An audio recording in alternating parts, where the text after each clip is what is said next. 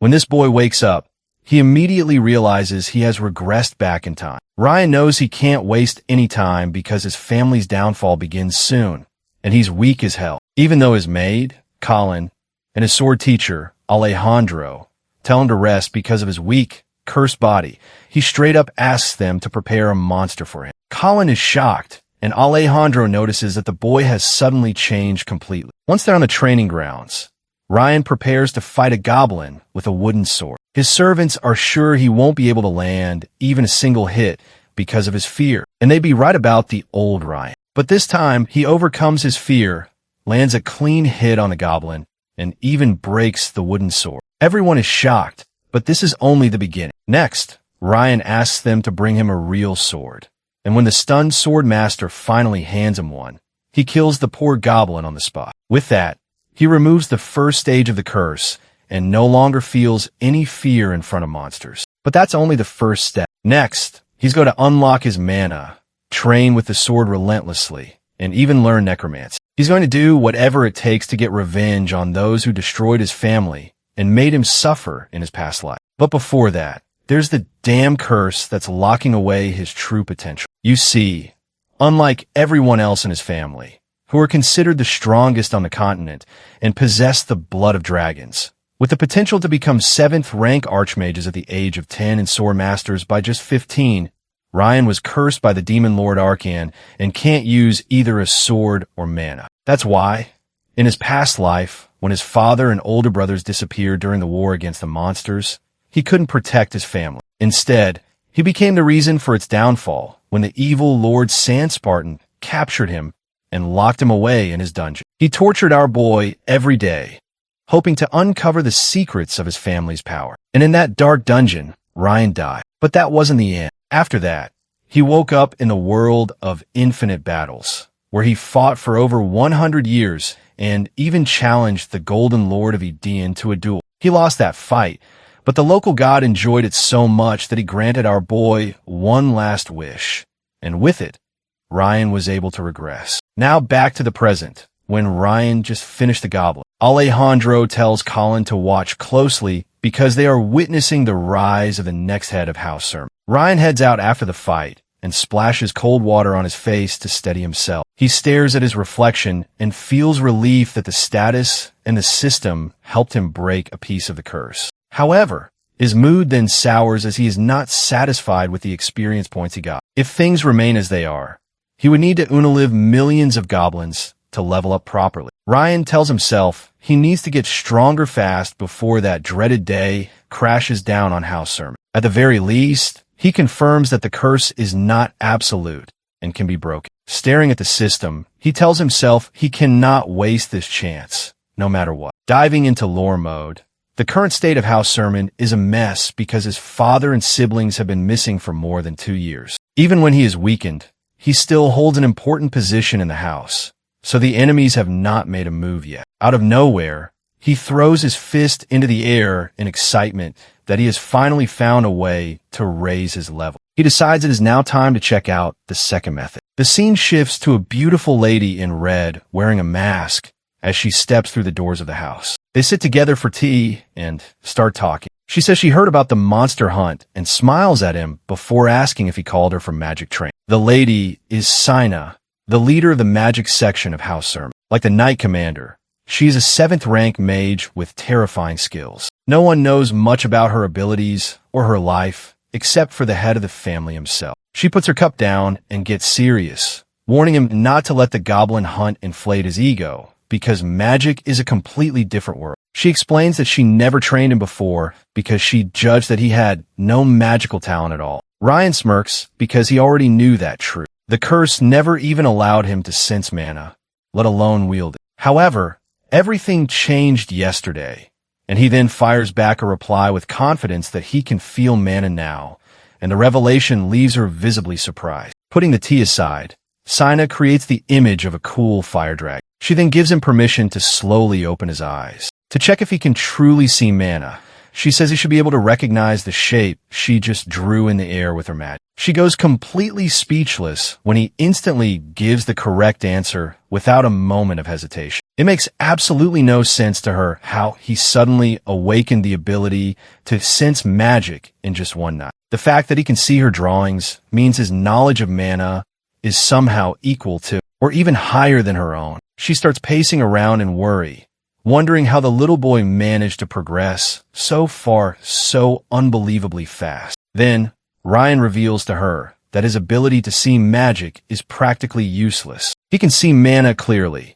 but he cannot use the Sermon family's magic development techniques. So he wants her to help him overcome that wall. She's surprised he wants her help when he cannot even store magic inside his body. For that to work, Sina will have to directly force her own magic power into it. She warns him that she could kill him anytime she wants during the process, but our prince tells her that he is already so weak she can one-shot him anyway.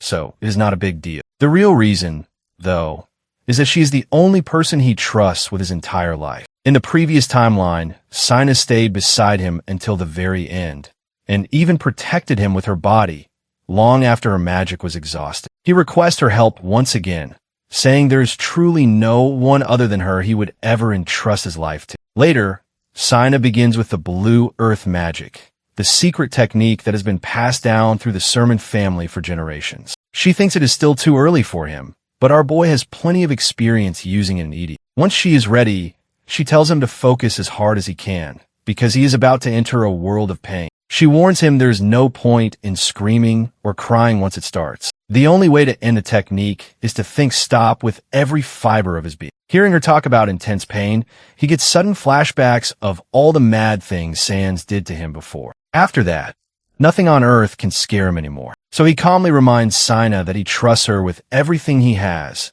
and she should stop holding back already. During that, she finally pours her magic power straight into him, and Arcane's curse activates instantly. Mana flows out of his body just as fast as it goes in. Still, he handles it like a pro, controlling every bit of energy during the short window it stays inside. The curse forces the magic to explode out, but he concentrates that exploding power in one place as a loophole around the curse. Sina cannot believe her eyes because none of the energy she pours in is leaking out. Ryan keeps pushing forward even though every vessel in his body feels like it is about to burst open. But he does not hesitate, considering all the near-death fights he survived back in Edie. In that hellish dimension, he became the strongest human magician alive. Even after the timeline shift, every last technique he mastered there is still perfectly etched into his memory. Suddenly, he absorbs all of the concentrated energy into his body, and Sina immediately stops flooding him with mana. Ryan collapses to the floor and curls up from the overwhelming pain,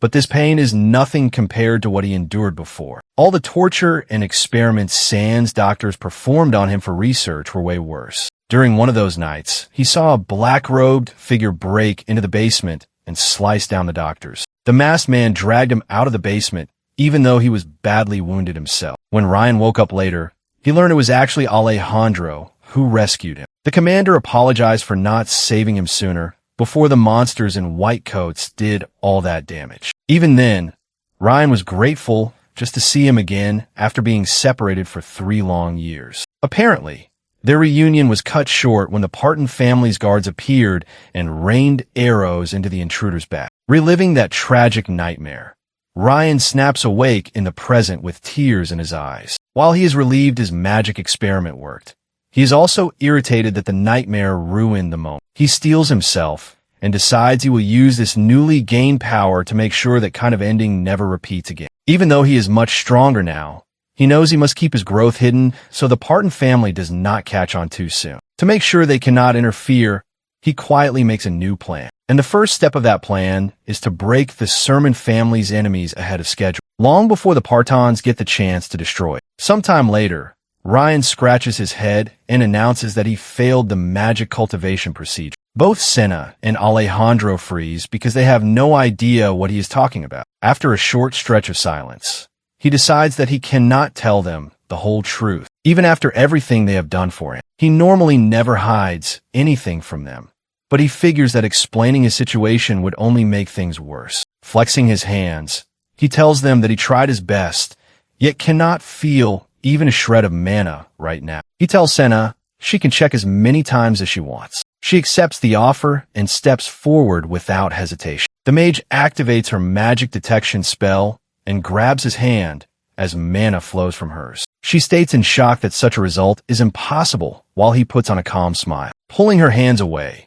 she confirms that there is no trace of mana left anywhere in his body. Her voice shakes as she says she was certain she felt mana flowing through him the day before. Depressed and frustrated, Senna wipes her eyes and takes her leave while Ryan calls out to her. As the door closes, Alejandro turns to him and reminds him that he still has night training to focus on. Our hero gives a nervous smile and claims he cannot do that either. He gives a half-baked excuse that he barely ate properly after the last training session, which Colin can also confirm. That single statement drains the color from the Knight Commander's face, and he falls into a quiet depression of his own. Around 2 months later, Colin barges into Ryan's room and says with tears that he did not come out today either. With his father and brothers gone, the lady of the house carries all the duties and keeps things running. However, even she is slowly reaching her limit now. Colin heads back to the kitchen, and the other servants ask if the prince refused to come out again. The butler sighs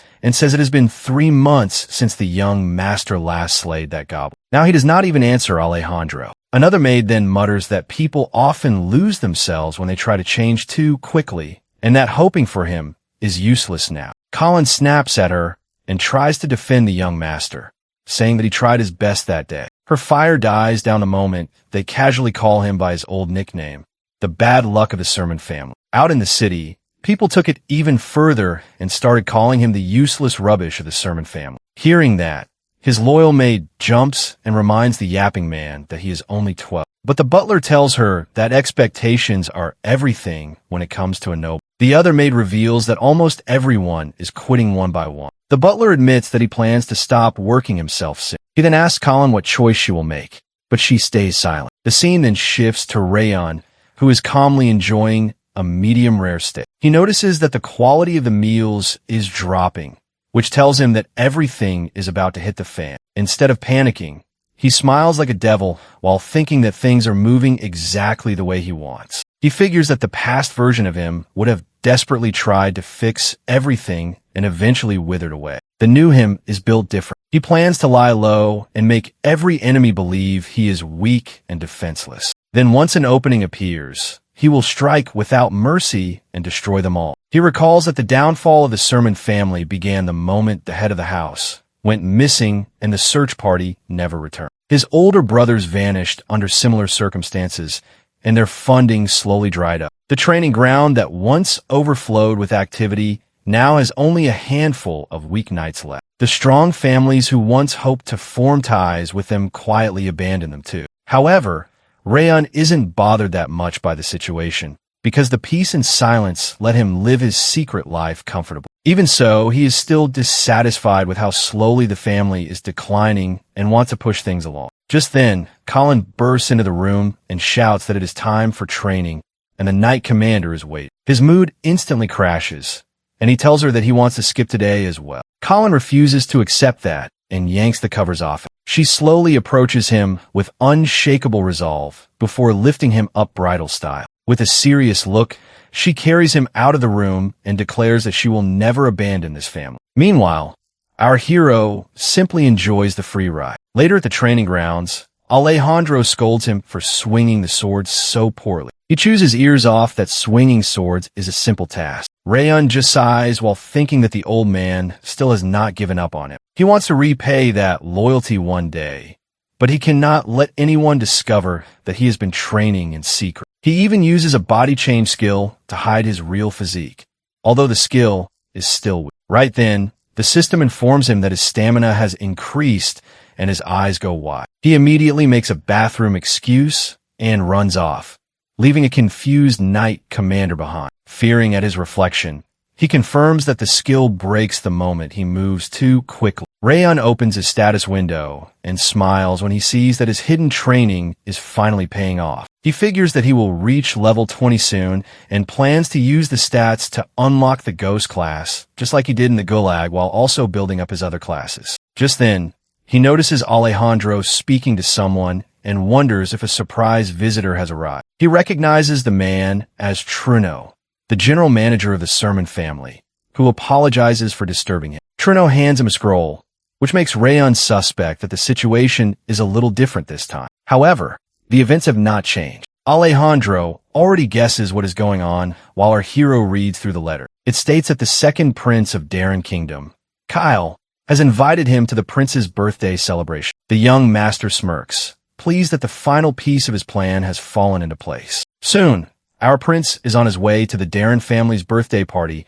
while still half asleep. Last night, Colin had too much fun playing dress-up with him so he could look as dapper as possible. She desperately tried to come along too, but she and his other retainers cannot accompany him. Unfortunately, the Knight Commander was sent out to control the sudden attack at the border. The monster assault was completely unexpected. Meanwhile, Senna had to leave urgently because her mother ordered her to return home right away. In the end, that leaves a 12-year-old family head with crippled social skills going alone to represent the entire Sermon family. Truno assures him that he should not worry too much because the Darren family is not foolish enough to pull anything. But Ryan believes that kind of safety only applies to the former Sermon family. Usually the family would simply send a retainer to attend these frivolous events. Now, in its current state, our young master has no choice but to show up at a birthday party as the official house head. He does not mind it, though, since he still feels responsible for the fast collapse. A few hours later,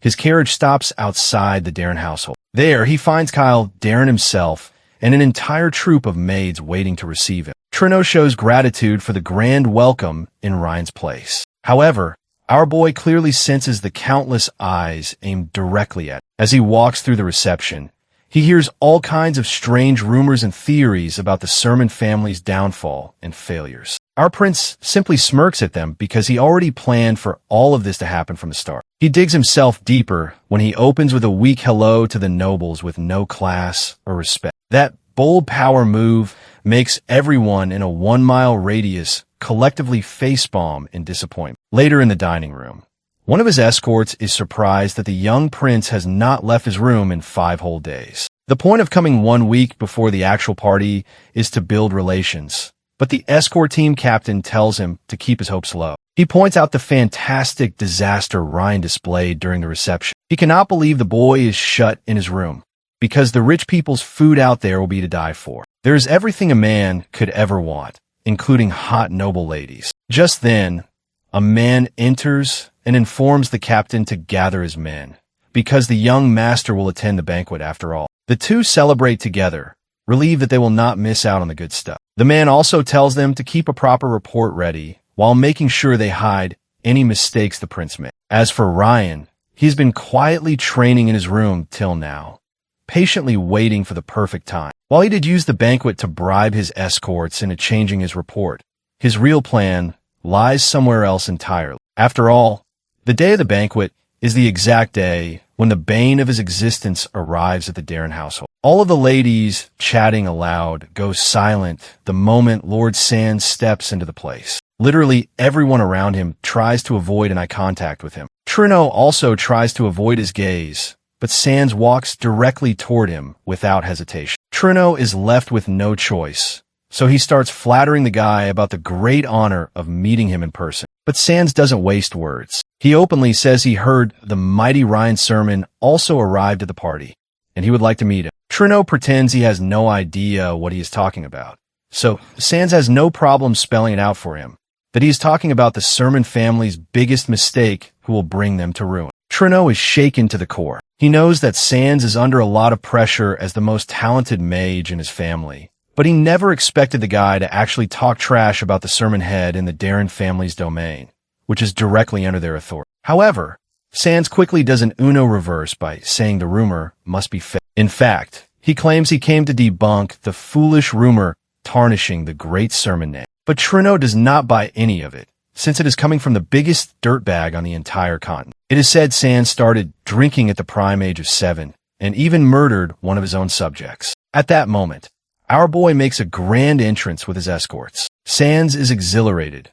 while Truno nearly has a seizure, wondering why the young master came out at the worst time. Ryan's aura is so radiant that it makes everyone do a double take on their opinion about it. Seeing him now, they almost reconsider everything they assumed before. But Sans burns with jealousy because our boy overshadows him instantly, just because of his family's reputation. He walks right up to Sans and tells the man he has heard a lot about him from the fourth prince, his brother Lars. Hearing that, Sans smugly says he has heard much about him too. But before he can spill anything, our prince calmly says he is a truly kind person. He brings up how famous Sans was at his academy, and how he had to drop out after a few months because of his sheer popularity. Ryan reveals the messed up things he did and smoothly reverses the roles. He says Sans once saved a poor kid from a bully and even helped a female student who was being harassed by a shameless waste of oxygen. Sans is fuming inside, but our boy has yet to land the final blow. When he casually mentions something about his knee,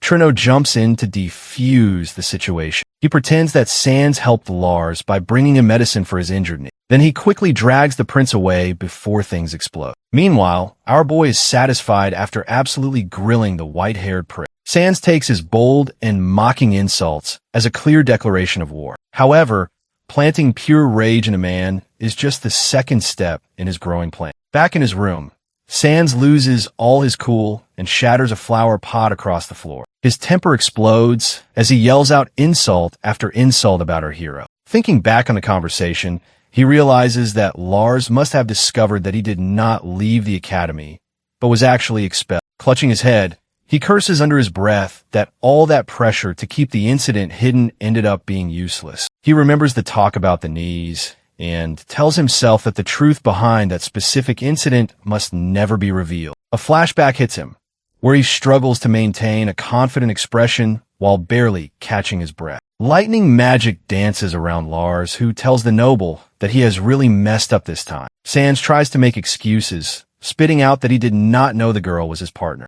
and was only trying to greet the commoner. Ryun's older brother stays cold and reminds him that, before anything else, each person at the academy is a student. He commands him to kneel right now. Lars warns him that if he does not apologize from the bottom of his heart, then the entire Parton family will be crushed, and he will personally dispose of it. Sans collapses to his knees in complete humiliation while Lars keeps his lightning aimed at him. Snapping back to reality, Sans lets out another frustrated scream and tells himself that he must continue with his plans. He swears that he will silence Lars' younger brother no matter what it takes. After a moment, he forces himself to calm down and reassures himself that he will eventually get revenge on Ryun. A knock at the door breaks his thoughts, and he gives permission to enter. A figure steps into the room, which makes Sans raise an eyebrow in amusement because he never expected a visit like this. The person turns out to be none other than Trino Hilda. The team skips forward to after the prince's party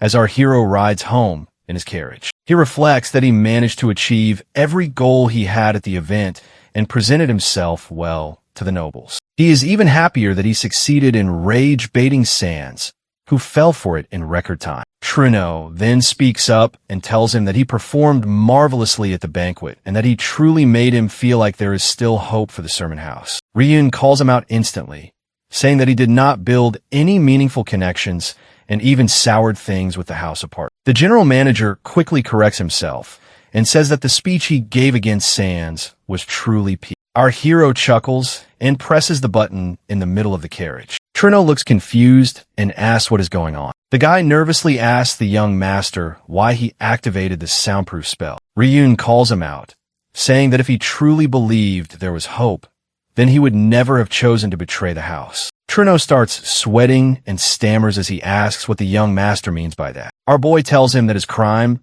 is unforgivable, but he is choosing to let it slide since he did it for house sermon. The general manager lowers his eyes and quietly asks how Ryun found out. Our hero tells him that he has a choice to make right now, and the man can judge himself the same way he always did in the past. As the carriage keeps speeding forward, Ryun lets him in on the secret plan he has been hiding. The idea shocks the manager so hard that he just stares at the boy in disbelief, wondering how someone like him could think up something like this. The manager then buries his face in his hands and breaks into tears as he says that he wants to shout proudly at the top of his lungs right now. Ryun seems satisfied with the guy's choice and tells him that they have already passed outside the capital. Trino looks at him again and wonders how this kid can stay so calm when he knows exactly what is about to happen. He suddenly realizes that it is not a smile on the young master's face, but a fierce murderous intent instead. At that moment, the carriage jerks to a stop, and the knight, riding alongside, tells the driver to keep going. He notices the driver, slumped over dead, and barely dodges an arrow flying for his face. One of the knights yells that it is an ambush and orders everyone to protect the carriage. He warns the group that the attackers are firing poison magic arrows, and the mages instantly throw up a protective shield. The knight captain takes control as he swats the arrows aside and demands that the cowards show themselves. Another knight senses that something is off and shouts at the captain. The man warns him not to get too close to the cart, even if he is an ally. The knight then tells him that the carriage is empty, leaving everyone confused. Ryun has gotten kidnapped by someone, and now that man is taking him somewhere on horseback. Meanwhile, our hero is thinking about how much time has passed. He remembers from his past life when he was kidnapped. His family spent their time and money searching for him, which became the reason for the Sermon family's downfall. But now, since he knows the future, Ryun is confident of changing it. This is why, after coming back to life, our protagonist showed no effort to save his family. By doing so, he knew that other noble families would have come after him. So this was his plan to make them think he is a complete loser. However, unlike other families, the Parton family doesn't just kill the strong ones. So he was sure they would try to kill him eventually. Fortunately, it seems Sans Parton, the son of the Parton family, has fallen into his trap, which means he will definitely take some action during his journey back to the capital.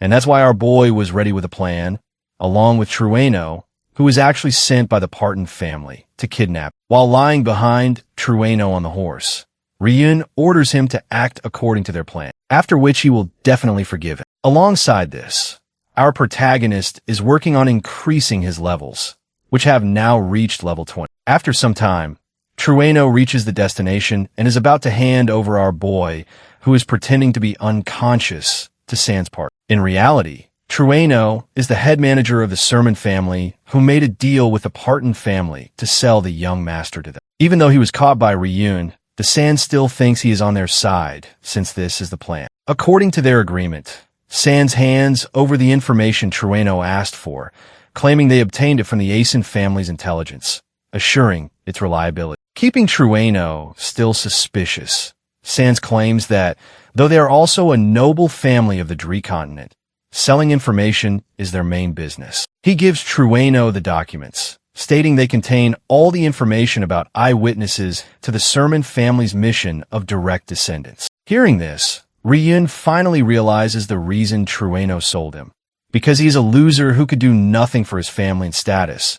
But his elder brothers are capable enough to regain what was lost, so Trueno wants to find them. Although Trueno knew the Asen family had this information, it was impossible for him to obtain it directly, so he used the Parton family. Taking his leave, Trueno also pleads with Sans to keep his other promise, which is to return the young master safely to the Sermon family. Once Trueno is gone, Sans and his servants walk up to our hero, and one servant asks whether he should kill him.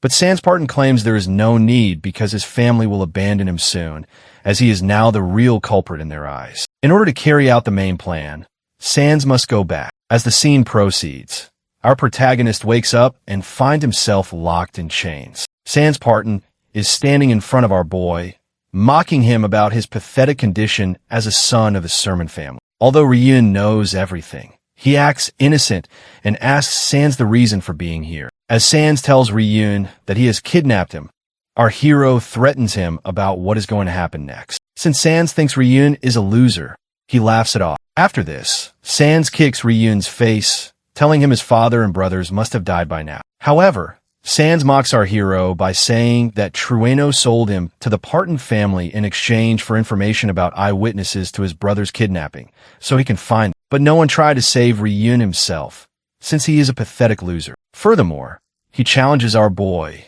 saying the war between their families is just beginning, and that this kidnapping is only the start. At this moment, Ryun glares at him and activates the magic circle power, which leaves Sans too stunned to speak. Still tied to the chains, Ryun declares he's been waiting for this day since his return to this life. Although the green light fills the area due to Ryun's magic, nothing is happening. So Sans again mocks our boy. This time, our protagonist uses the silence magic circle on him, which results in Sans being unable to speak at all. Without the ability to chant any spell, his magic fails as well. Shocked and terrified, he then attacks our protagonist with firebolt magic, which does not require chant. Ryun was kidnapped under the orders of the family head, who does not want him to die. So Sans is using the second circle magic, which our hero was actually expecting from him.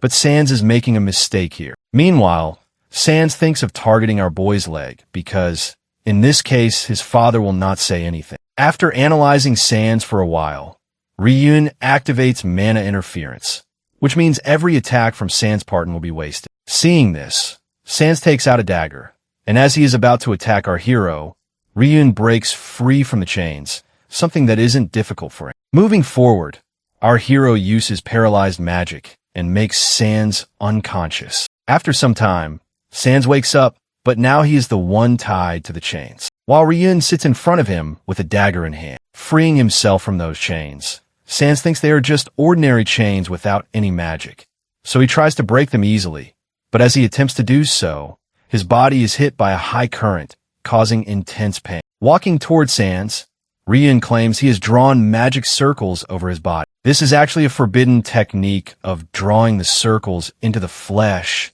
and the blood activates the magic circle. In his past life, the same was done to our boy. First, the awakening magic was used so he would not sleep, and then he was made to endure unbearable pain when scars were carved into his body. Still confused about how Ryun knows this technique, Sans states that to his knowledge, Ryun is not allowed to use mana. Meanwhile, our protagonist has started practicing everything after revival, and due to past life experience, he gained a lot of health. After getting the mana pills 3 months ago, Ryun practiced every skill he could. Moreover, the secret he learned in Edian was helpful as well, which is that every skill has a circuit and a principle, and mana gets injected into each player's unique circuit to activate. Furthermore, only master players like him know the existence of these circuits. With all this information, he did not struggle in the second life to achieve skills. Additionally, Ryun has visited this place secretly before to remember the location and structure, so capturing Sans' partner would be easier. The magic circle our protagonist is using on Sans was supposed to be the other way around, but now he's going to make Sans experience the real pain. After torturing him for a while, Ryun prepares to leave, but Sans stops him. Turning back, our hero states he can run away before the arrival of Sans' family, which is coming in a week. Sans is shocked at how he knows this, so Ryun answers that he heard Sans ordering his servants to come back in a week. Since our protagonist knows the truth, Sans tries to deny it, saying they will actually come here any moment. But our hero knows he is lying, because if his subordinates were really coming at any moment, Sans would have tried to make Ryun stay there, so they could kill him, rather than telling the truth like this. Although Sans tries to convince our boy to believe him, Ryun walks away, already aware of the reality, and tells him he will come again tomorrow. Now he prepares for the arrival of the Parton family, who will come after a week. After 7 days pass, the subordinates stand in front of the place where Sans and Ryun are located. The leader asks if anyone contacted Sans during this period, and one of them responds that, although they weren't in contact with the young master, they observed all the passages here throughout the week. The leader then enters the building because the head has ordered that the sermon child be brought back immediately. Although others attempt to accompany him, he suggests they remain behind. Descending the stairs, the man notices something unusual, but as he steps onto the magic circle, he is immediately attacked by it. To defend himself, he erects a barrier, yet now he is certain that something has happened to the young master. Observing the various magic circle traps scattered throughout the area, he wonders who set all of these up. He creates a double barrier to reach Sans quickly and to identify whoever is responsible for all of this. During the room where Sans is kept, he finds him bound by chains, with blood from his wounds covering the floor. Breaking the chains, the man demands the name of the person behind this, but Sans is too weak to speak. On the other side, our hero is present as well, sitting in a corner tied up with rope. Though Sans requests a healing potion, the man insists that escaping is the first priority, as he still doesn't know who is behind everything and there are too many traps in the area. The man is puzzled about why the person responsible for San's condition didn't take Ryun along, which indicates there must be another motive. At this moment, San's partner finally manages to speak, saying that Ryun's sermon is the one who did this to him. Meanwhile, our protagonist remains in the corner pretending to be unconscious. As the man prepares to use magic on our hero, the real Ryun appears from behind, revealing he had used illusion magic as a decoy. Immediately, Ryun attacks the man, challenging him to face him first. The battle erupts between them, and both sides exchange attacks. After some time, the Parton family's man lands a heavy punch on our boy, causing blood to spray from his mouth as he collapses to the ground. Now, while our boy lies on the floor, the man states that although he cannot kill him,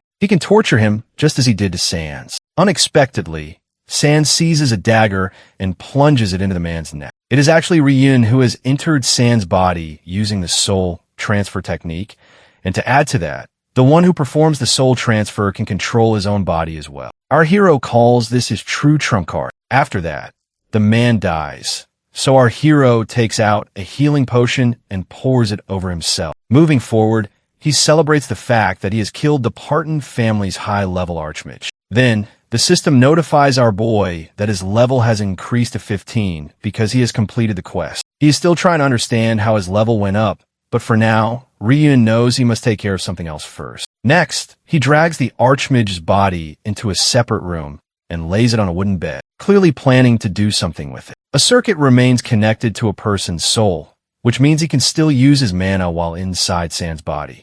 So by removing the mana, our protagonist is dropping his level to meet the requirements for the assassin's hidden job, Shadow. Ryun finally succeeds in this plan, but with the levels remaining, he has 2 more tries available. Out of these 2 chances, our boy is successful on the second one as well. Although the plan was only supposed to go this far, after defeating the archmage, Ryun decides to pursue a 3rd advancement to obtain the hidden job known as Ghost. This is a high-level job that helped Edian become the strongest, and our hero feels confident he can get it too. However, the requirement for this job is the size of the soul, but Ryun is willing to take that risk. Without wasting any time, he begins the 3rd advancement. After much struggle and offering his own soul, he finally succeeds, and just as the system is about to inform him of his 3rd advancement, our protagonist feels extremely anxious. Fortunately, he achieves success here as well and becomes the Phantom level Ghost job holder. The Phantom level job is something our hero has never seen before, but he assumes it must be similar to the regular Ghost job. Now that Ryun has succeeded with this plan, he shifts his focus back to the original goal. Killing the archmage was also part of this plan, since during the Ghost job, his own strength would increase as a result. Moving ahead, our protagonist activates Lich Creation, a process that normally requires a level 70 necromancer, but can also be used by a 7-circle mage. The Lich Creation attempt fails, so the system activates a special undead creation instead. After a short while, a humanoid creature appears in front of Ryun. After the creation of the undead, the system asks our boy how he wishes to name it. The creation produces a sudden explosion, which puts the subordinates on high alert. After some time, our hero, still in Sans' body, exits the building with Ryun's body slung over his shoulder. Upon coming out, he explains that the archmage betrayed them and caused all of this. Although he has bound the archmage with an artifact, he urges everyone to hurry before the binding is broken. Meanwhile, he intends to return Ryun to his family. Mounting the horse, he instructs the others to restrain the archmage until he can send help, promising a reward if they succeed. As our protagonist rides away, this becomes the last time they see the young master. Back at the Parton family estate, the servants report the situation to Phyrus, the 7th circle mage of the Parton family. When a servant mentions that the archmage hasn't been found, Phyrus asks if anyone else is aware. Once the man confirms he's the only one, Phyrus orders his execution. The reason is that, although they are worried about Sans' disappearance, if word spreads about the Parton family's involvement in the kidnapping of the Sermon family's child, the consequences would be dire. At that moment, a disturbance is heard outside. Someone from the Sermon family has arrived and is killing their servants. Phyrus shouts at him to leave, but the man insists he will not go until he finds out what happened to the young master, Ryun. The recent explosion at the building Ryun's week-long disappearance, and the Parton family's camp all point to their involvement in the young master's kidnapping. Trying to deflect suspicion, Fyrus claims ignorance and says their own young master, Sans, is also missing, suggesting they search for both young men together. The visitor refuses to believe him and is told to keep quiet. Truno, who is present as well, silently prays that the situation remains calm. Sina, a woman at the front, orders silence and calls him a traitor, but since Ryun has spoken on his behalf, he is being spared. At this point, Truno mentions that Ryun was supposed to leave a trace only the Sermon family could find. Acting on this, Sina begins searching, and after some checking, she finally discovers the clue, Sans Parton's body hanging from a tree, with a note stating, "I'm a kidnapper, please punish me." However, Sina finds a letter and begins to read. In this letter, Ryun explains that his original plan was to remain in Sans' body and destroy the Parton family from within, but the risk of being discovered was too high. Furthermore, if he returned as Ryun, war would break out between the families, and the Sermon family was not prepared for that, so he is choosing to disappear for now. Sina burns the letter and tells Truno to return home. Meanwhile, a boy named Ryun runs through a town when a man calls him to the guild, saying the leader is looking for him. The boy is actually our hero. Later, Lady Sina learns that Ryun is, in fact, the Dragon of Dru. 3 months later in Painton, the capital of the Pain-Joy Kingdom, gossip spreads about the confrontation between House Parton and House Sermon. The cause of the conflict was a traitor from House Parton who kidnapped the bloodline heir of Sermon. Later, House Sermon had to accept House Parton's compensation. Still, they couldn't find either the culprit or the kidnapped son, making everyone doubt the Sermon family's claims. They were once a legendary household, but now they have completely fallen. At the Martin Assassin Guild, Sapphire, the Painton branch manager, sits observing the situation. She notes that the Sermon family seemed to need the compensation money more than they wanted to search for their remaining bloodline. Duns brings up the execution of manager Truno while gulping down his beer. Sapphire explains that he had been cooperating with the traitor, which is why Alejandro carried out the execution immediately, beheaded. Sapphire feels a little uneasy. Alejandro is a sword master, a rarity on the Dree continent, and yet he performs executions himself. Ryun enters, greets his Uncle Duns, and approaches Sapphire in her office. She hands him a recommendation letter to officially register him as a guild member. Although he still has one test left, she slides the letter toward him, saying the test will be meaningless for someone like him. After all, he reached the final stage in only 2 months, which is surprising. She praises his exceptional talent at such a young age, something they haven't seen in centuries. He tries to act humble, but she quickly sees through his performance, though it's still better than when he first arrived. 2 months earlier, Ryun had suddenly appeared at their relatively unknown guild and slammed a large sum of money on the table for an assassination request. Since the guild accepts any request, as long as the payment is sufficient, she treated him as an important client once she saw the amount. She insists that it wasn't just about the money. She had a gut feeling that she wouldn't encounter another client like him. Disguised as a beggar, but carrying a fortune, Ryun requested that the target of the assassination be himself. Curiosity was the only sane reaction. After receiving the letter, he leaves, wanting to read it alone. Meanwhile, a masked man named Carl arrives and asks whether she accepted Ryun into the guild simply because of her intuition. Sapphire explains that Ryun completed all his training in 1 month, something that normally takes 5 to 10 years. She asks if he was able to investigate Ryun's background. Carl reports that Ryun was raised by an unnamed master who later disappeared,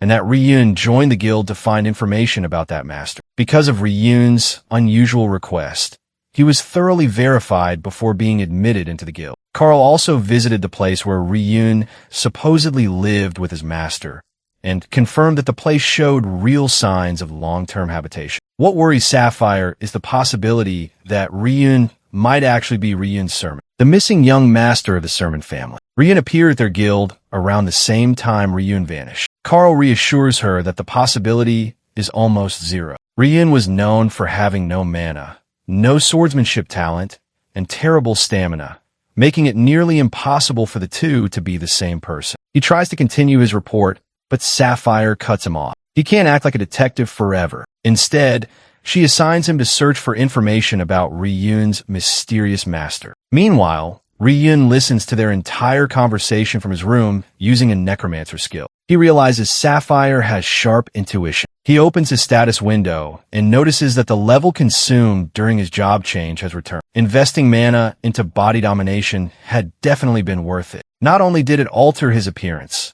but it also prevents mana detection. It has reached a point where he can even deceive the shape detection skill of a second-grade assassin. That day, an undead girl named Kornak appears. She possesses a remarkable set of skills, and Ryun notices she is a growing undead. He is surprised by her phantom abilities, which were not mentioned in the skill description. When he checks the circuit, a hidden quest appears, one that requires discovering secret conditions to complete. The completion notification popped up after defeating Archie. The combination of Hand of Death, Phantom, a skill circuit, and the quest resulted in the creation of Kornak. Right now, she is just a mana-eating monster, practically a parasite to him, but he believes that someday she will become useful. Growth, to him, is about looking toward the future, not the present. Lost in thought, he is interrupted by Duns. Ryun explains that he was simply singing about becoming a full guild member after the test, and someday becoming the branch manager. Duns assures him that at the rate he's growing,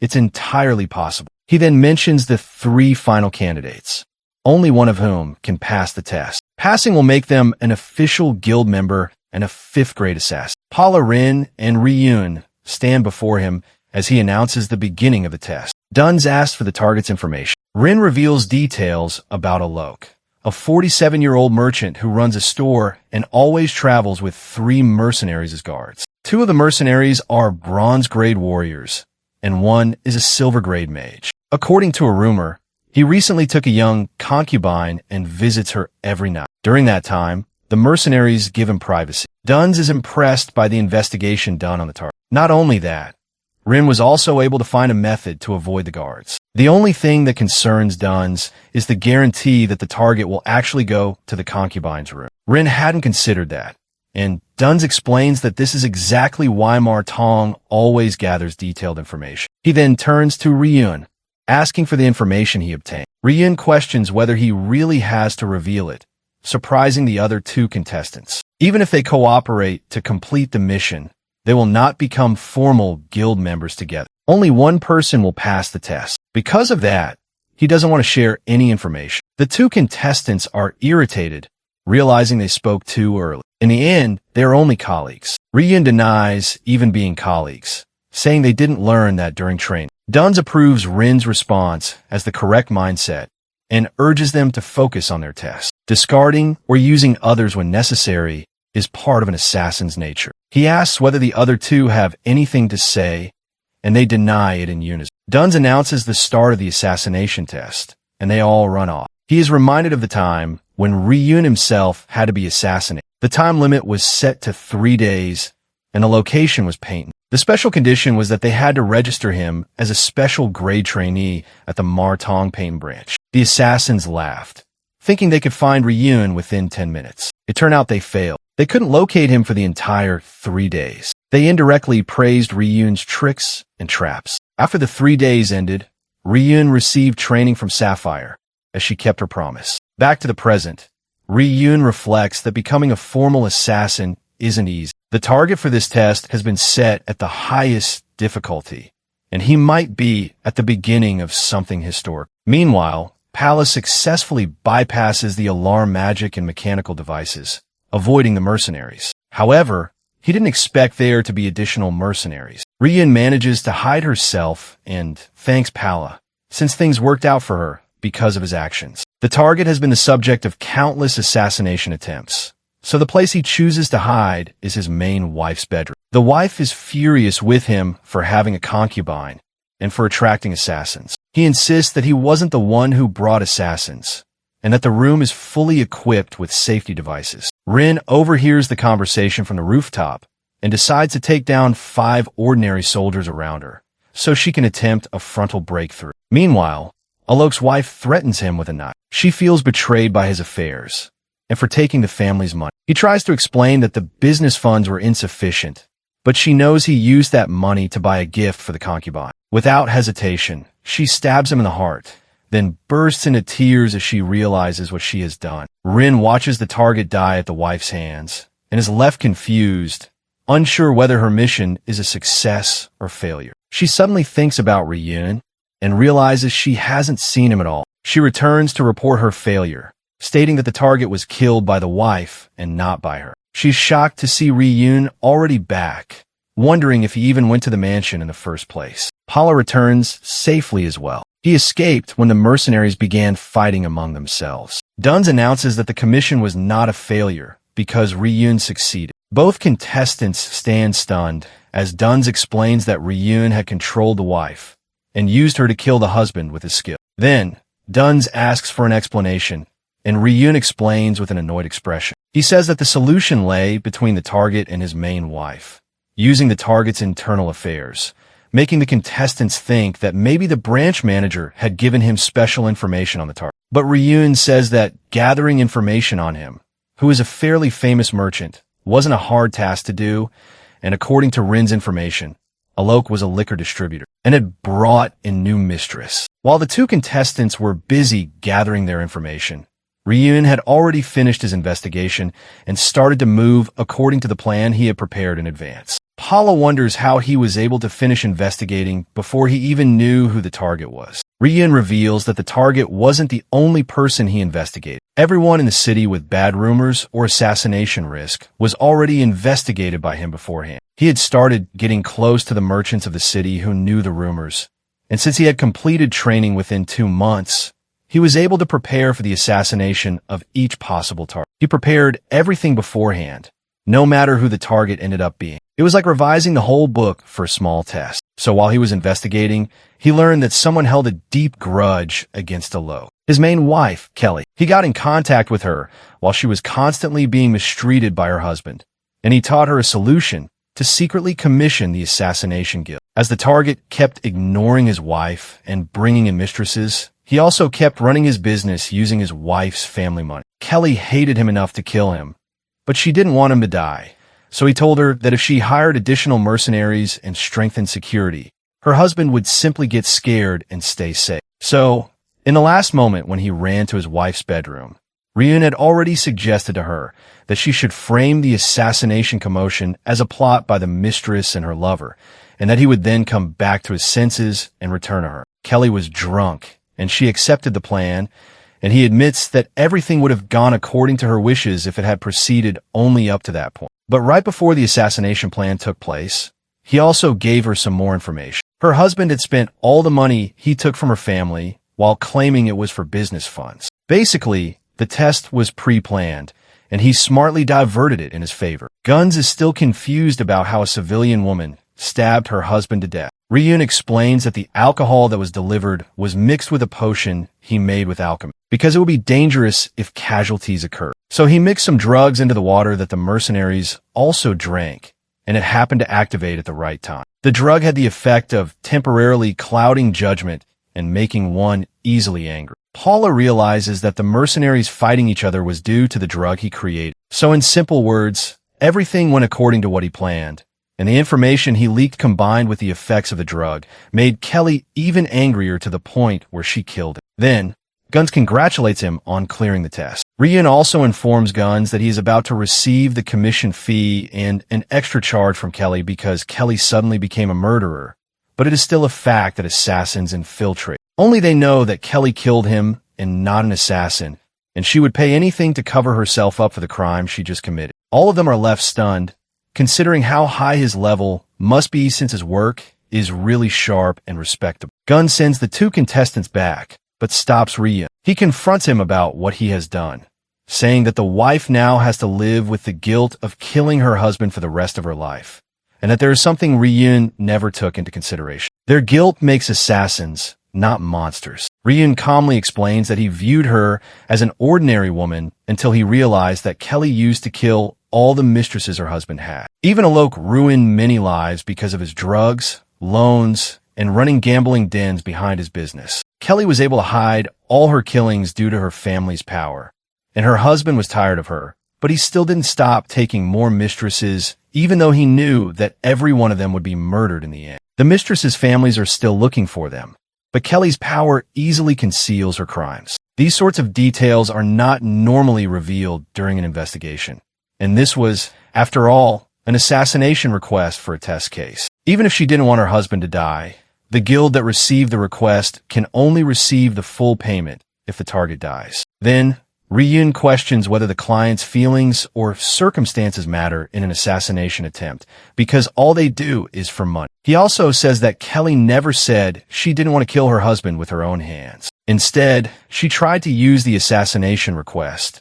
and the request was completed in their own way. Even if the consequence is that she lives the rest of her life with guilt for killing her husband, it's none of their business. Duns wonders if conscience is unnecessary for assassins, and Ryun says that if they want to maintain their humanity, they should grow their power and change things from the root. No matter how much they search for conscience when taking assassination requests, there is nothing that can be changed, and then he walks away. Sapphire congratulates our boy on passing the test and announces that he is now a formal guild member and a 5th grade assassin. As soon as she announces it, his level goes up. His system notifies him that he has acquired Phillips and Pala's respect and has earned Dunn's expectations. Sapphire informs him that he can now accept the guild's official requests, and he can also apply for promotion if he meets the conditions. She didn't think he would apply for promotion right away, but he cuts her off and begins reciting all the conditions for promotion. Dunn immediately asks how much payment the ALEC request earned them, without any hesitation, and Sapphire feels a little pressured. She ends up telling him that the advance payment was 10 gold, the completion payment was 10 gold, and they also received 10 gold from Kelly for concealing the murder. He says that even if it was just a test, he is the one who completed the request and earned the additional amount. And since the promotion condition is 30 gold for a single request, he has met the requirement for promotion. He instantly receives the option to apply for a promotion to 4th grade assassin. She tells him to be cautious of being too arrogant and not to take them lightly, since they also have their own laws and policies as an organization. Among assassins, they're only considered the real deal starting from the 4th grade. Mostly, though, she's annoyed by his attitude since it disregards the other assassins. She tries to brush it off, but he loudly affirms that he will not withdraw the promotion application. She begins to yell at him, but Dunn, who supervised the test, affirms that Ryan is qualified to take the 4th grade promotion test because it wasn't out of disregard for it. It was something important that he showed in the test, pure physical ability. He did not rely on elaborate plans, but on assassination skills using the body's capabilities as an assassin, and he won the assassination attempt with brilliant strategies. And not just that, but they can also take this opportunity to gauge Ryan's skill level, or they could teach him a lesson he will never forget. Sapphire thinks back to the tag game. It was mostly trap techniques. She finally agrees to a promotion test and warns him that assassins must risk their lives for this test, and he accepts the challenge. Later at night, the 3 of them sit with Duns, and Duns informs him that the earliest the test could be conducted is in a month or 2. Until then, he could train him, but Ryan politely declines the offer because he wants to rest until then. He informs them that he will be away from the guild for a while, and once he becomes a formal guild member, it is okay for him to leave the branch's territory. He assures them that he will return before the test, and that he will stop by the Martin branch to check for updates on the test. Then they continue drinking together until they feel fulfilled. Ryan knows that he won't be getting any free time after becoming a 4th rank assassin, because they receive requests continuously. Since the target is a branch leader, it's expected that there won't even be time to take a nap, so he needs to leave before that happens. He arrives at the Dark Zone,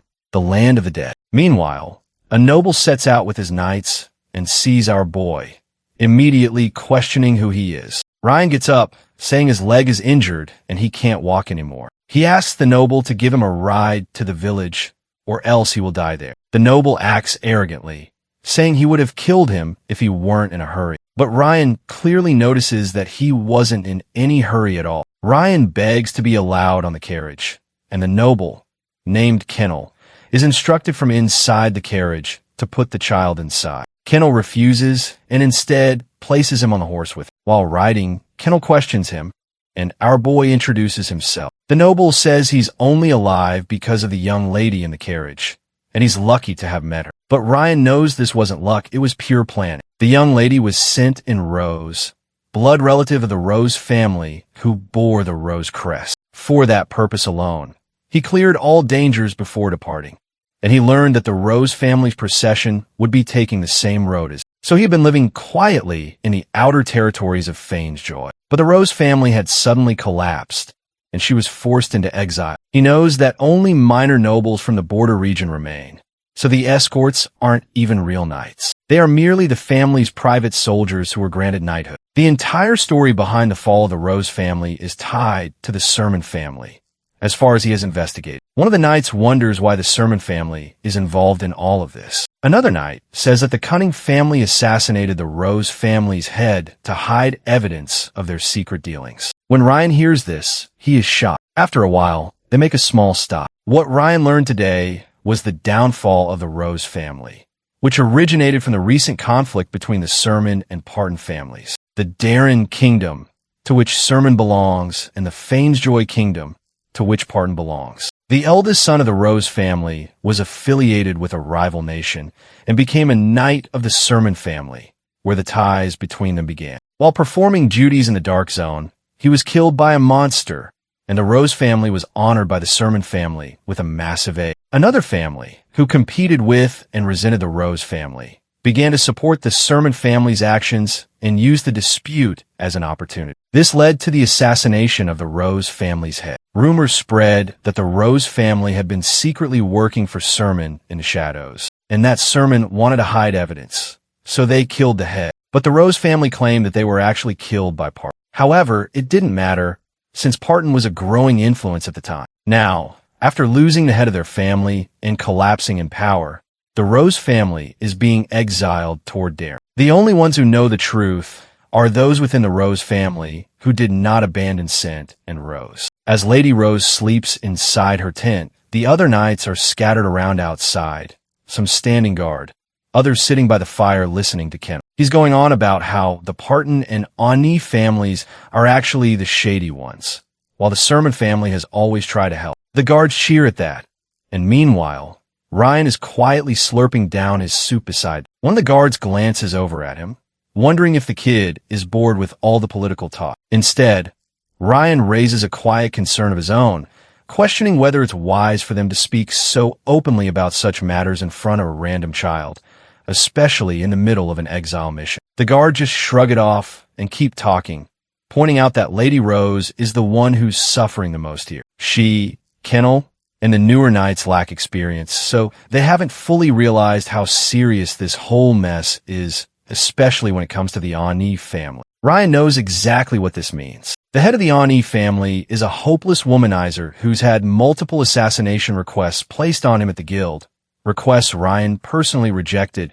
because the risk-reward ratio was off. Despite his disgusting lifestyle, the guy is extremely cautious about his own security. And if someone that paranoid is targeting Lady Rose, then camping out in the open like this is pure madness. Just then, Ryan catches movement in the darkness, a quick leap behind them in the trees. Realizing it's a tail already following them, he decides not to risk alerting anyone by attacking. Instead, he slips away into the shadows and begins digging traps to slow down whoever's tracking them. By the time he gets back to camp, the guards stare at him in confusion, wondering why he's suddenly covered in dirt. They have no idea he's already prepared enough traps to stall the pursuer for a while. With that handled, and armed with the information he gathered from the Rose family earlier, he quietly heads back to his tent, intent on resting up so he can part away at dawn. The next morning, they start their journey again and eventually reach their destination, Daysum Village. Kineo glances at Ryan and wonders out loud what a little kid like him plans to do in a village so close to the Dark Zone. Ryan casually lies that he's a merchant who deals in monster materials, and with that, he gets ready to part ways. But before he can walk off, the knight stops him and hands him a healing potion, apparently on Lady Rose's orders. Ryan is caught off guard, but he accepts it, and the caravan heads out, leaving him alone with the potion. He chugs it immediately, and just as he does, a group of horse riders thunder past. Ryan instantly recognizes them as the pursuit party, mercenaries, swordsmen, magicians, and leading them is Garuda Ani, the second son of the Ani family. They all race by without even glancing at him. Even so, Ryan's honestly surprised they managed to catch up so fast despite all the traps he set. Something else catches his attention, the potion bottle. Up close, it looks expensive. Naturally, it makes him wonder what Lady Rose was thinking, giving something like that to him when she's basically living like a fugitive and her family has almost no chance of winning. Ryan knows Garuda will catch her eventually. It should have been none of his business, or at least it was supposed to be. However, now that he's taken their pricey potion, he can't shake the feeling that he owes them something in return. So with a quiet sigh, he opens his magic circles and summons Cornac. From all its power, he declares her first task. As the Rose family moves along quietly, Kendall suddenly hears something and instantly goes on high alert. He urges everyone to pick up the pace and motions for the lady to hang back. The others are a little thrown by the sudden orders, but they fall in line as Kendall makes it clear that mana users are chasing them. With the border coming up, he sets a backup plan that if the pursuers catch up, the two frontliners are to grab the lady and get her to safety as fast as possible. Taking charge, Kendall turns and rushes toward the pursuers, ready to buy time despite knowing the Ani family knights are far above his level. Meanwhile, the Ani family riding party arrives at the mountain pass, surprised to see only one knight standing in their way. At the same time,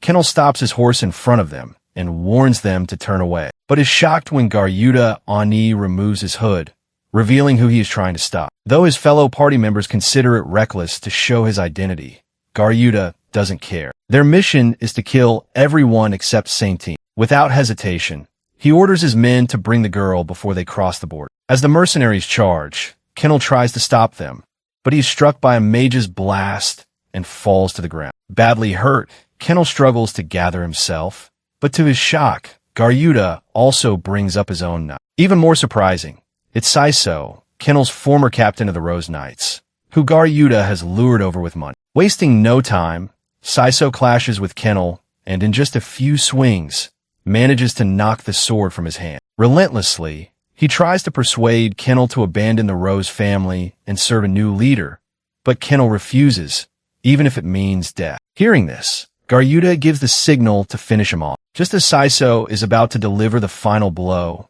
something strikes him in the back. It turns out to be a green flame from Cornac coming to the rescue. Without pause, she follows up with multiple blasts that kill Saiso in an instant, though Garuda is shielded by his mage just in time. Meanwhile, back near the border, the Rose family riding party is thrown into chaos. With the carriage completely destroyed, only two knights remain to defend Lady Rose with everything they've got, while the two Ani mercenaries mock them for being so easily overwhelmed. As the situation grows more desperate, Lady Rose herself steps out of the carriage. Calm yet resolute, she orders her men to lower their weapons. Then, holding a knife to her own neck, she demands that the Ani mercenaries take her if they wish, but warns that they must spare her men, or she will take her own life, which is clearly at odds with their employer's intentions. However, to her shock, the mercenary sneers that as long as she hasn't reached daring, she is neither noble nor anything of worth. In the next instant, one of the mercenaries flashes behind her and snatches her knife, ready to show her what it means to cross a mana user. Seeing this, the Rose family knight attempts to retaliate, but before he can act, Ryun appears in a flash and delivers a powerful kick straight to the mercenary's face. The remaining mercenary, initially shocked by Ryun's sudden entry, is even more stunned when Ryun reveals that he is a Martin assassin who came prepared with a down payment of soup and a potion. Realizing the advantage, Lady Rose quickly puts the pieces together and offers 30 gold for handling everyone. Yet, for Ryun, this is far too little as he is willing to take the 30 gold just for the first mercenary, but there is still the second son of House Ani, the Knight Commander, and a mage remaining. Understanding the stakes, Lady Rose knows that if she doesn't act quickly and hire him, their exile mission will fail and House Rose could fall. In an anxious state,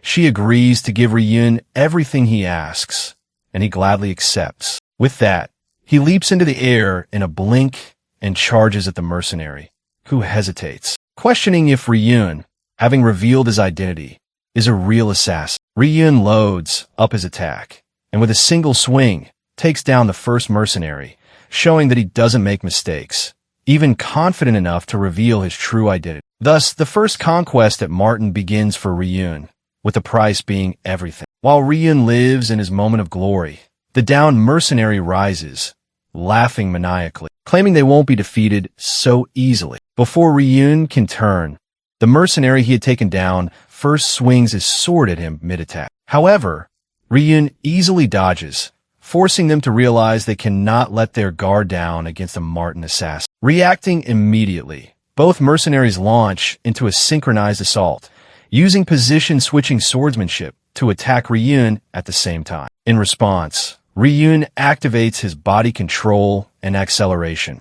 appearing all around them in the blink of an eye. This completely confuses the duo, who start suspecting illusions as they fail to land a single hit. For the moment, they decide to wait for the perfect timing to counterattack together. But little do they know, it's already too late for that. Ryun flashes in front of the men, revealing that he has already applied physical warnings and other curses on them before they can react.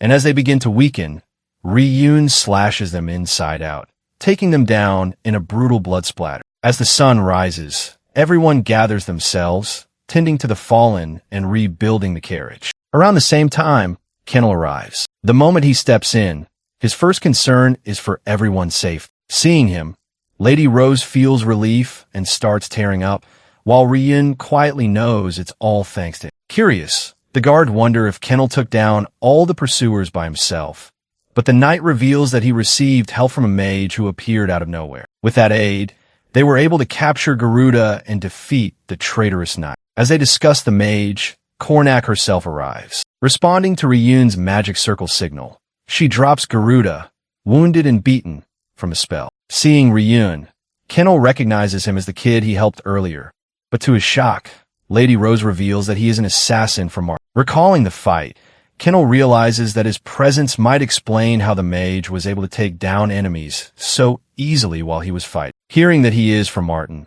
Garuda quickly tries to save himself, offering to pay triple to be let go, knowing that for an assassin, the reward matters more than the person. However, to everyone's shock, Ryun grows annoyed and uses his spell to cut Garuda into two pieces for talking too much. With that, he also makes his point to Lady Rose, showing what happens to those who try to skip their payment. Terrified, the lady agrees, and Ryun then approaches the reward, explaining that he doesn't want it immediately, understanding the Rose family's current situation. Still, he insists on a verbal contract for the deal, one that will remain secret. Once the agreement is set, he suggests they keep moving toward their destination, reassuring them that the guild will handle the corpses after they leave. With that, Ryun starts to leave, but Kennel, impressed by how thoughtfully he managed the situation, calls out to him. Ryun just winks in response, snaps his fingers, and vanishes before their eyes. This shocks the guards, but what truly surprises Kennel is that,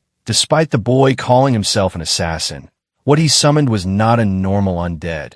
It clearly spoke in human language. On top of that, it almost simultaneously defeated Saiso and the mage. Seeing this, Kennel realizes that if someone can command such a powerful undead, there's a possibility that Ryun might be a disciple of the most legendary necromancer, Veda. Just a note. Moving on, Ryun will go by the name Leon whenever he's disguised as an assassin. Soldiers of House Rose didn't know how to proceed from there. Their boss, on the other hand, had a hopeful twinkle in her eye. All evidence points to Lord Leon being connected to the forgotten arts of necromancy. Leon's undead summons can wield magic equal to a third circle mage or a sword beginner, a level unseen on the continent. If the caravan's running theory is true, the repercussions will be immense. Getting ahead of the issue, Lady Satan issued a gag order to all her men regarding what just went down. She doesn't mind letting the news of Garuda's death spread. He was pathetic until the end. The Lady of House Rose understands that they got lucky with Lord Leon's involvement for a mere bowl of soup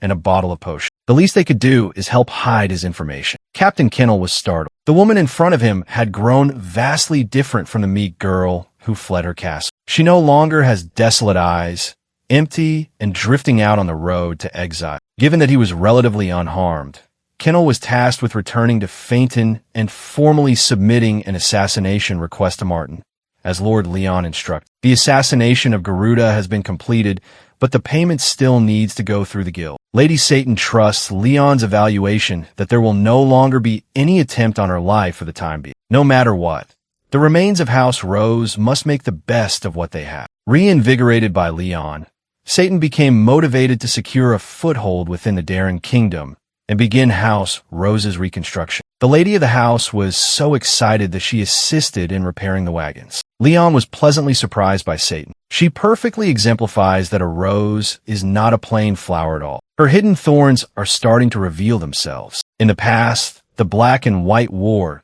died the entire continent in darkness and destruction. At that time, the warlocks cooked up a scheme to launch a revolt, an uprising. Their ultimate singular desire was to summon the Demon King. They were willing to kill however many people to get there. Using blood sacrifice, they raised an army of demons. Drunk with power, the warlocks took over the small southern kingdom of Lyca. The warlocks set their delusional sights on turning the small nation into the demon world itself. Naturally, the people of Drea continent fought against their insane plan, and war broke out. Every race, including humanity, sets its differences aside to fight a common enemy. The local inhabitants of the continent refused to surrender their land to warlocks and demons. Both sides fought with the sole intent of annihilating one another. In the midst of that apocalyptic chaos, Veda appeared out of nowhere. As a necromancer haunted by death's aura, he looked like he belonged to the side of warlocks. But Veda was surprisingly helpful to the cause. He healed the injured with black magic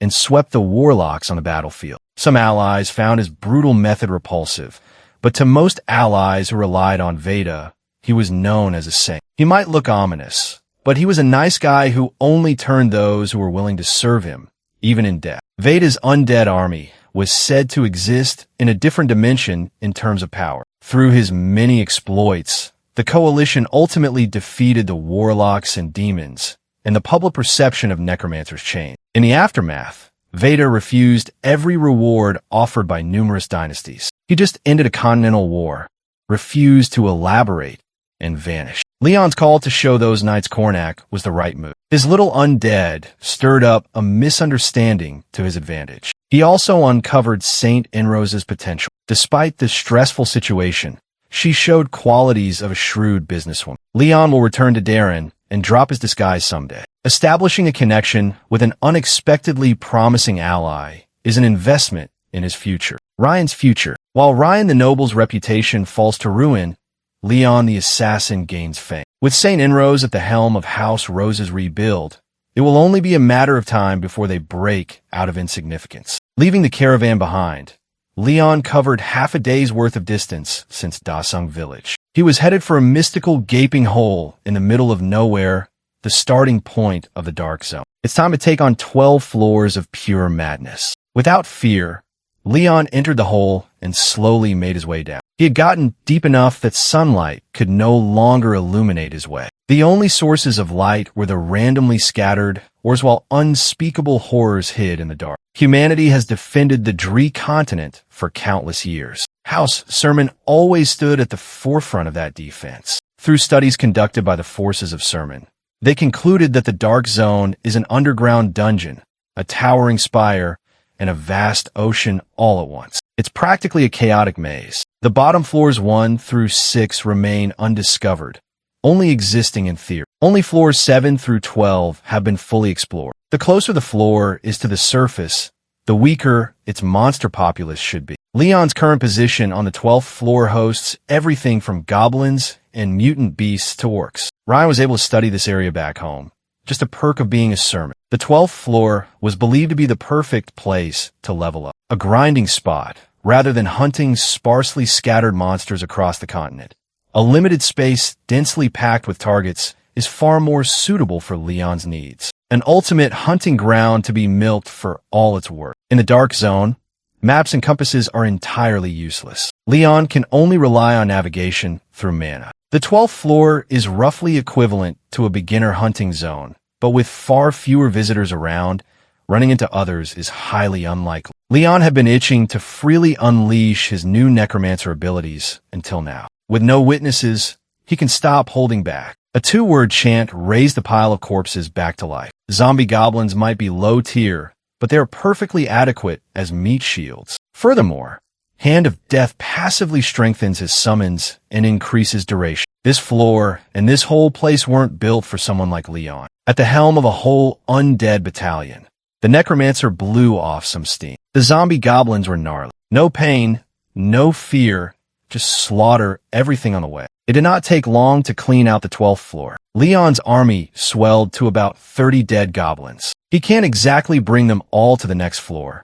so he commanded their fall, letting the dead die. In his prime, he resurrected and commanded tens of thousands. Now his current limit is a mere 30 bodies. Although necromancy is stupidly overpowered, controlling dead soldiers individually is a constant struggle with mana drain. Leon can only do what he does due to his extensive experience and rock-solid mental fortitude. His current bottleneck is a severe mana shortage. This Dark Zone expedition was supposed to be an EXP grind to level up, but he is also open to solving his mana deficiency problem. To do that, he'll need to face the Floor Guardian. In Edian, they were known as boss monsters. For the 12th floor, it was in the form of a big, bad, horned beast. Without an undead army to do the legwork, Leon's progress did not lag. On his own, he had lost count of how many goblins and orcs he personally slaughtered. He killed a few hundred at least. Fighting the same mobs over and over was a pretty good grinding strategy, but it was tediously boring. Even in Edian,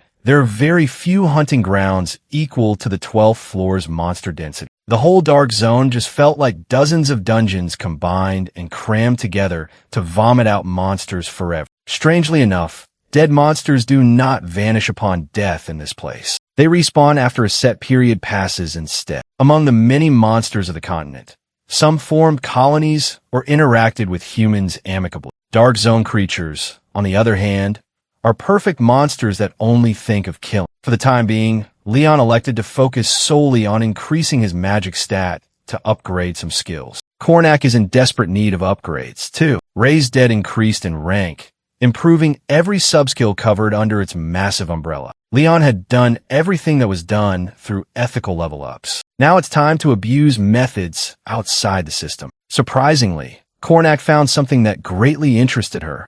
A piece of bone. It was a goblin shaman's finger bone. Ingesting Sukuna's finger increased Cornac's magic by 1. Perhaps focusing on this type of growing undead was the move. Rather than maintaining dozens of weak undead, raising a single one like Cornac should be far more profitable. However, summoning rare specimens of undead was something he couldn't even do in his prime. Replicating its conditions is a mystery for now. Since monsters from the Dark Zone are soulless, Leon had to bring out his own corpses to experiment with. Garuda's corpse must be turned over to the guild for confirmation, but the rest of the dead bodies were fair game. It was a good thing Leon stored their remains in a corpse storage through a subspace skill. Today, he plans to dabble in the art of soul extraction. If he succeeds, he will secure the power needed to breeze through the Floor Guardian. Speaking of the devil, the boss is busy snacking on some gross meat from its pile of mangled body parts, clueless about what's to come. The 12th Floor Guardian is a well-known entity, as it appears in the weakest section of the Dark Zone. Even so, horror stories about the monster have spread widely among challengers. The Sermon family gave it a very fitting nickname, Human Slayer. At level 23, the Orc Giant Berserker seemed like a nightmare matchup even for Leon. Right from the jump, he was exposed to Orc Fear, a debuff that temporarily decreases stats. Thankfully, the blue earth-breathing technique dispelled the fear. The preparations are set. In an environment akin to a maze, mobility is a luxury. To afford such complete freedom and movement, Leon summoned an undead wolf as his mount. His freshly resurrected zombie wolf was originally an Orc chieftain's ride. This ghostly entity will vanish once he stops magic infusion, befitting of a monster that his family hunts by using overwhelming numbers to take down. The Human Slayer is a force of nature. The beast was riled up by the presence of Leon scattered all over beforehand. The more worked up it gets, the easier it is to get a clean look. When he saw an exploitable opening,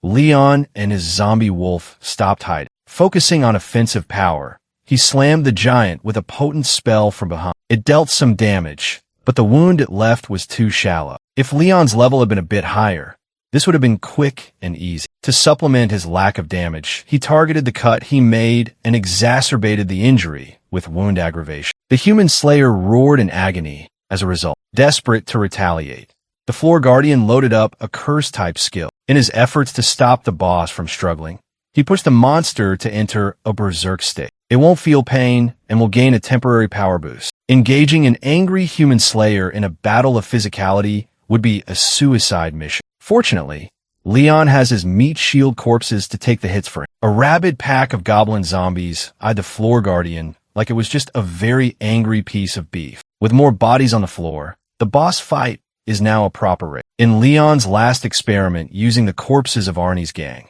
he failed to create a special undead. Thankfully, he found another way to bolster his army's power through undead enhancement. Using the corpses he failed to convert as fuel via soul sacrifice, his zombie goblin horde was temporarily augmented. The soul of a deceased swordsman granted the goblins access to the knight's abilities. Cornac, on the other hand, consumed the totality of the dead mage's soul. Her abilities were permanently enhanced, and some of her past life knowledge was restored. The commander stays back. Cornac attacks from a safe range, and the juiced-up zombie goblins take all the risk. Without lifting his own fingers, Leon aims to let his summons finish off the bastard. Despite the difference in size and power, the goblins didn't hesitate to throw themselves at the boss. The human slayer was besieged from all sides, completely focused on swatting away the annoying critters. When it finally killed some of the pesky goblins, Leon's trap was triggered. Those zombies were rigged by Leon to emit deadly poison when they died. Since the human slayer was still holding out pretty well despite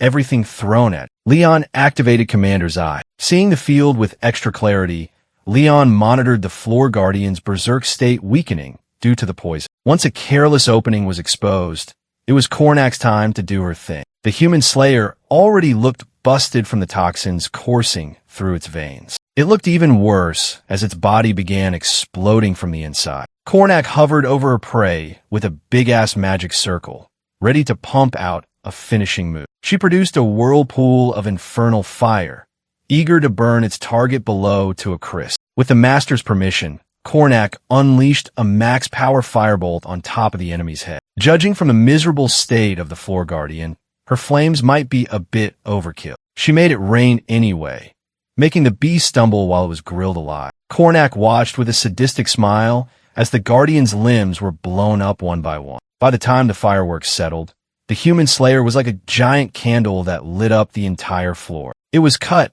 poisoned, and burned without being able to lay a hand on the mastermind of its demise. The gracious berserker groaned and grunted laboriously, but it held on for dear life, proving itself worthy of being the opening floor's protector. Without a need for human shields, Leon unsummoned his zombie goblins. He watched the human slayer demonstrate a stubborn will to live despite the pain it was feeling. To put a definitive end to the fight, he pulled the hand of death. After several days of testing, he managed to rank up the skill, consequently unlocking a new ability. He was rewarded with an ability exclusive to high-tier liches or powerful necromancers earlier than expected. The Vicious Life Drain, a skill that restores the user's health and mana by dealing damage, is beyond broken at this stage. To nerf him slightly, the system capped his absorption limit according to his current level. Nevertheless, the stack of debuffs and lethal injuries brought down the Guardian not long after. The hunt for the human slayer was a success. Leon was given special experience points for slaying the human slayer. His level increased,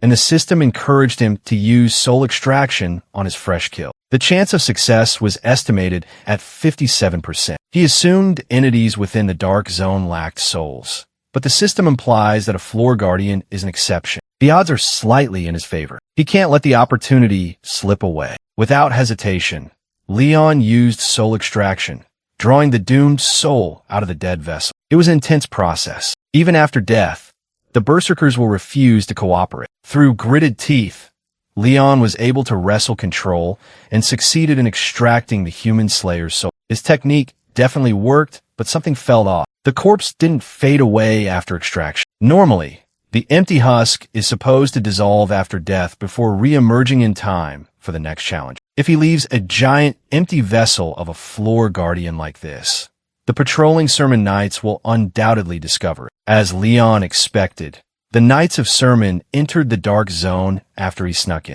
They marched towards the Floor Guardian's lair, but were startled by what they found. The whole place was marked with clear leftovers of an intense battle. By the scope of destruction, the party scout estimated at least 30 highly disciplined elite units were involved in this scrap. No groups of adventurers or trainees that large were reported to have entered the Dark Zone recently. Analyzing the aftermath more closely, veterans could tell that the damage wasn't random. There was a distinct strategy at play. One thing is for sure, humans were behind this bizarre development. The death of the human slayer is now confirmed, putting the Sermon Knights on red alert. Without a floor guardian, the monster on the 12th floor will eventually grow restless and try to break past their designated zones. It is the depleted Knight Order's duty to clean up after the unknown hunter's mess. While everyone was trying to solve an unsolvable puzzle, Yang was mulling over some interesting tidbits. His injured arm from the last job hasn't healed yet, but he chose to return to the front lines.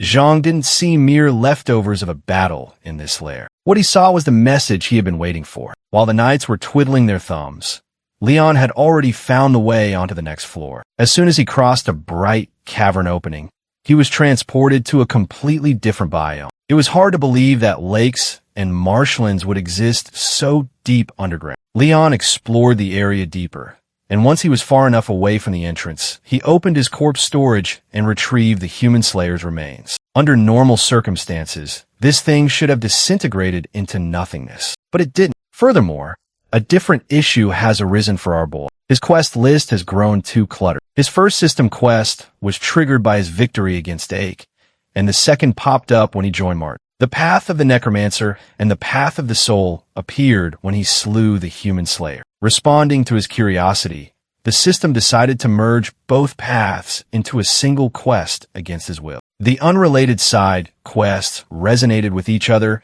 and triggered the start of the main quest. Veda's Legacy questline has commenced. The Path of Revenge questline has been converted into a main quest to rebuild the Sermon family. On the other hand, the Path of Assassin is now a proper job quest to obtain a Class 4 Assassin qualification for Martin. Something had changed in the system. It has started to function similarly to Adian's system. As far as he could tell, the transformation occurred when he got involved with Veda's Legacy through the Human Slayer. Furthermore, the only world quest he's ever received in Adian was slaying God. The only way to learn more is to complete what it entails. He used Ree's Dead on the Human Slayer and unexpectedly felt some friction in the process. Leon's mana is now being drained at a dangerous rate. He had resurrected many corpses in the past. None of them drained him this hard. No matter how risky it was, it worked. The human slayer was brought back from the dead with a more imposing form. The first thing it did was march to its master and bend the knee with utmost respect. Leon was expecting an undead on par with Kornak. This skeleton berserker might be just that. The first part of Veda's Legacy had been completed. A new quest to complete the human slayer has started. He's going to need a hero's soul to complete it. Despite devouring most of his mana,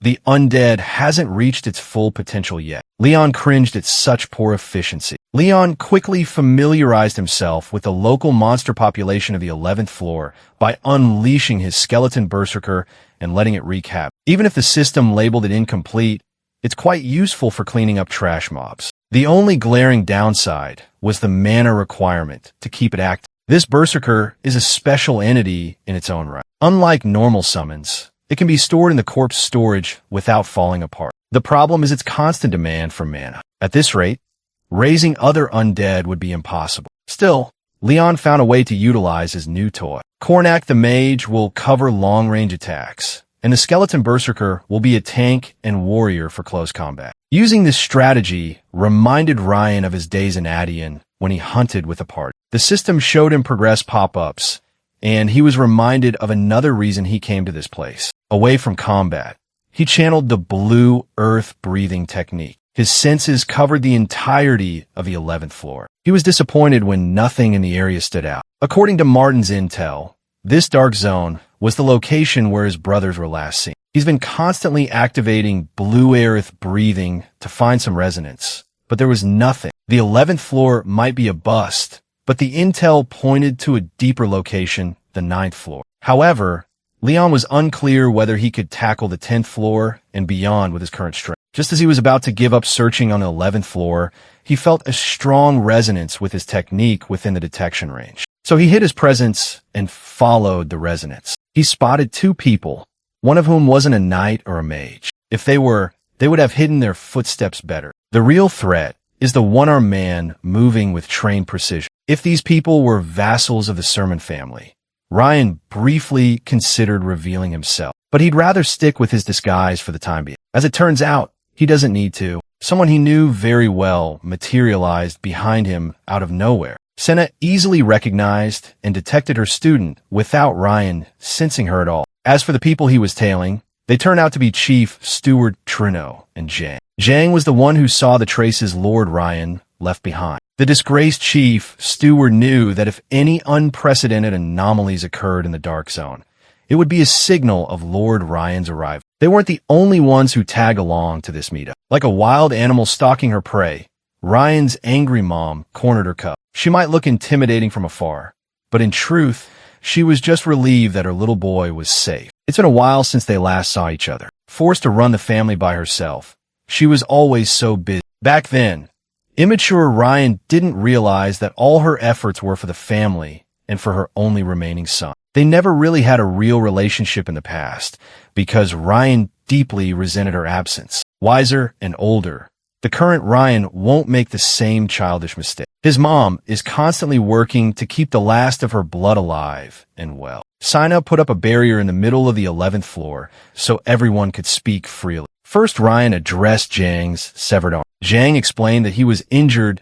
due to the Phaeton family ambush. Due to this wound, he was entrusted with the vital task of protecting the chief steward and hiding. The world believes that the traitorous Truno Hilda is dead, but he's just living low-key in the heart of the Dark Zone with Sina's help. Jang was genuinely proud of Ryan for inspiring such earnest loyalty from his subordinates. He truly captured their hearts magnificently. She's heard that her son orchestrated this complicated web of plans within plans. As Celine Sermin, guardian of the house rather than just a mother, she has the responsibility to ask what's really happened. Celine wanted confirmation if her child truly killed a finger of Phaeton and handed the despicable sons to Sina. With no reason to lie to his mom, Ryan verified what she already knew. Using Sons Phaeton as living evidence, Ryan forced House Phaeton's hand to pay up with a massive settlement. He used his own kidnapping as a gambit and succeeded. Celine was having a hard time believing that her son could make such a big brain move. Puffing his chest with pride,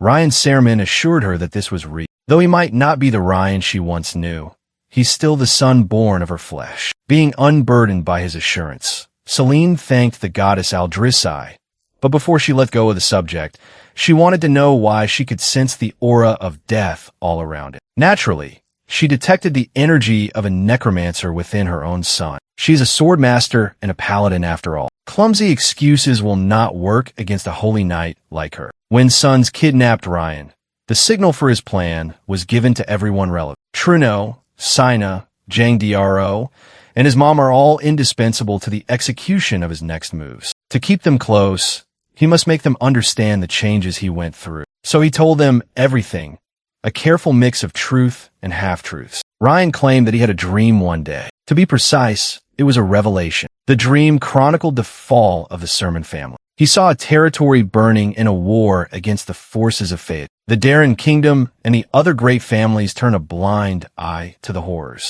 Colin and many of Sermon's retainers were slaughtered in cold blood. Truno and Sina understood that if the conflict with the Phaeton family escalated further in reality, the Lord's dream might have come true. It could have ended with Ryan, his mother, and his little sister taken as prisoners. Sina would push her abilities beyond their limits and perish. Alejandro would be riddled with arrows protecting his lord, meeting a miserably painful death. After years of harsh torture and human experimentation at the hands of Sons, Ryan would succumb to the cold embrace of death. Of course, parts of this alleged dream truly happened in his previous life. It made him realize who he was and what he must do. The revelation also unlocked what Ryan Sermon was truly capable of. The dream he mentioned felt less like a child's dream and more like first-hand experiences of a grizzled veteran. Sina and everyone else could feel the vivid horror Ryan was conveying. Celine listened and reacted with reservation. He swore in his name that the dream was the catalyst for everything that has happened. If it were anyone else,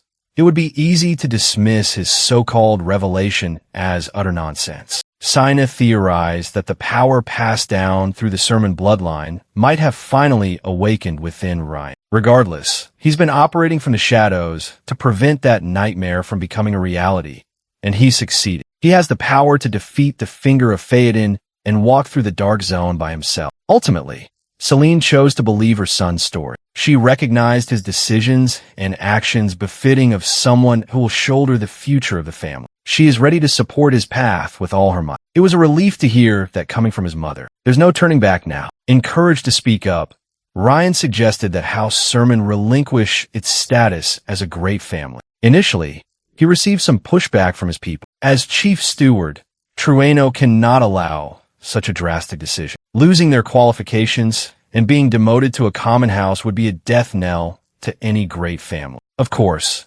Ryan was fully aware of the implications. With their current strength, regaining their status would be next to impossible afterward. That status is synonymous with absolute authority and power. Great families stand above nations and hold the right to decide the fate of the world when calamities threaten humanity. They are the only entity qualified to represent the world in matters involving dimensions beyond dream. This boy was practically telling them to toss what little powerhouse Sermon currently holds, or the Phaeton family will declare war sooner or later. Those vultures know the current state of House Sermon better than anyone. They're just trying to look for a worthy gamble to wrestle the title of the greatest family. Ryan urged his people to consider their chances of winning when that war breaks out. Once a conflict between great families begins, even kingdoms cannot intervene, putting them at a disadvantage. But if they discard their classification and hide under the kingdom's banner, they will be protected by the continent's law.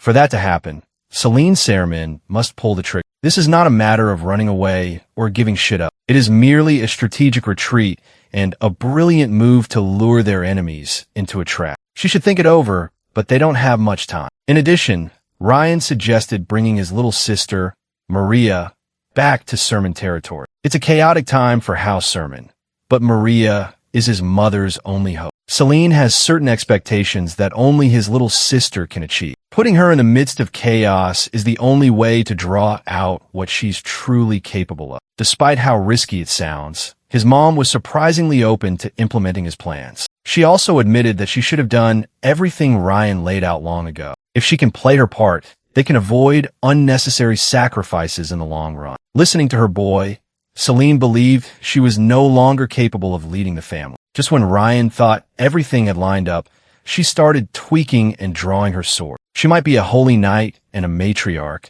but she is a mother first and foremost. As the temporary head of the family, she intends to test whether he is qualified to take on such a heavy responsibility by making Ryan withstand one of her attacks. Tanking a strike from a holy knight swordmaster who once vanquished evil as a paladin sounds impossible. But Ryan understood what his mom was trying to do. He's the only direct heir fit to inherit the highest seat in the house. His father and brothers are as good as dead. Even though it is unofficial, she intends to hand over the position to Ryan right here and now. If he could live through this tribulation, she agrees to take full responsibility for convincing the elders and the rest of the family. Her challenge triggered the creation of a new quest, Selene's recognition. Without another word, Selene Sermon lifted the holy blade above her head. Ryan tossed away his cape and equipped his dual daggers, confidently bracing himself. His mom was once hailed as the Silver Dragon. It was a moniker fit for an absolute monster. She might be a swordmaster and paladin,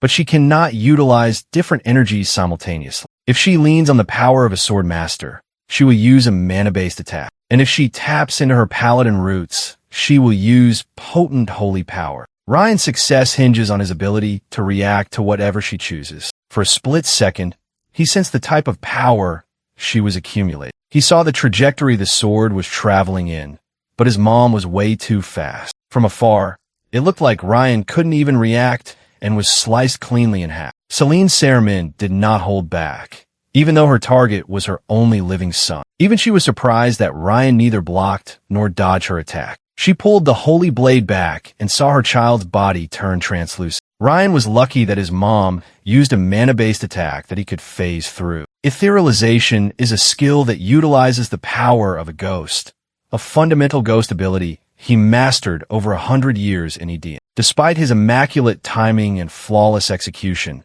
he still sustained some deep wounds all over his body. He's a little out of practice. The skill hasn't been perfected for his current body yet. Disturbed and feeling guilty, Celine cradled her bleeding son close. Ryan tried to assure her that he was okay, but she insisted on using healing magic on his wounds. He was actually glad to have gone through this. He promised to cherish the scar this wound will leave as a reminder of his mother's love and concern, a mark of being her son. More than anything, he was thankful for his mother's support and belief. Earning Celine's recognition completed his recent quest. It rewarded him with a small amount of EXP, increased the skill rank of etherealization, and leveled up Phantom. Senna took down the isolation barrier as the private meeting wrapped up. Ryan still has business to attend to, but he handed his people a written plan to restore the family's status as well as what comes after. Of course, they try to make him go back home. Senna even made him guilty about leaving Colin and Alejandro without a word. It's likely for the best to leave Alejandro in the dark for the sake of his own growth. But Ryan would gladly pay Colin a personal visit soon. Even if Knight Commander Alejandro finds out later, that old fart won't hold a grudge. That's the kind of person he is. Finally,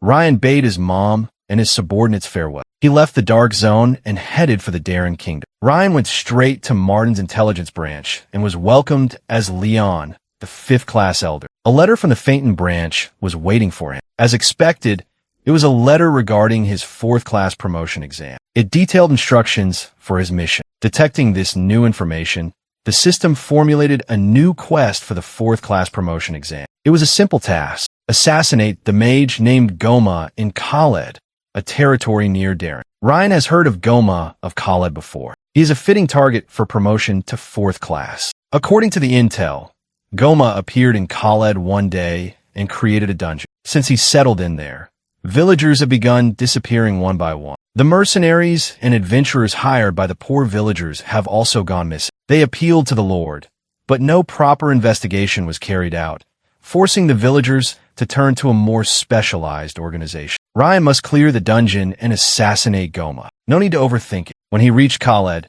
he saw firsthand how desolate it was. Villagers constantly fear for their safety at all times, and they don't take too kindly to strangers. The only villager who talked to him was an old woman who told him to leave the village, for it is not safe for a mere boy. She doesn't know what brought him to her small village, but she warned the boy about the fog of death that settled over this place. In Khaled, men of all ages, adults, and children have been vanishing without a trace. The disappearances are inextricably linked to the foot of the mountain near the village where the sorcerers settled. The old woman doesn't want to see another boy perish and advises Ryan to get lost. But when her daughter showed up, the young blonde insisted that nothing was wrong. Since Ryan is obviously from out of town, she pointed him in the direction of the village and where he could stay. It was obvious that she didn't want him to leave Khaled for some reason. The old woman tried to warn him again, while the daughter forcefully dragged her back to the house. Martin's intel included accounts of schemes luring outsiders to this place. Rumors imply that the mercenaries and adventurers deployed were being sacrificed in place of the locals. Keeping that in mind,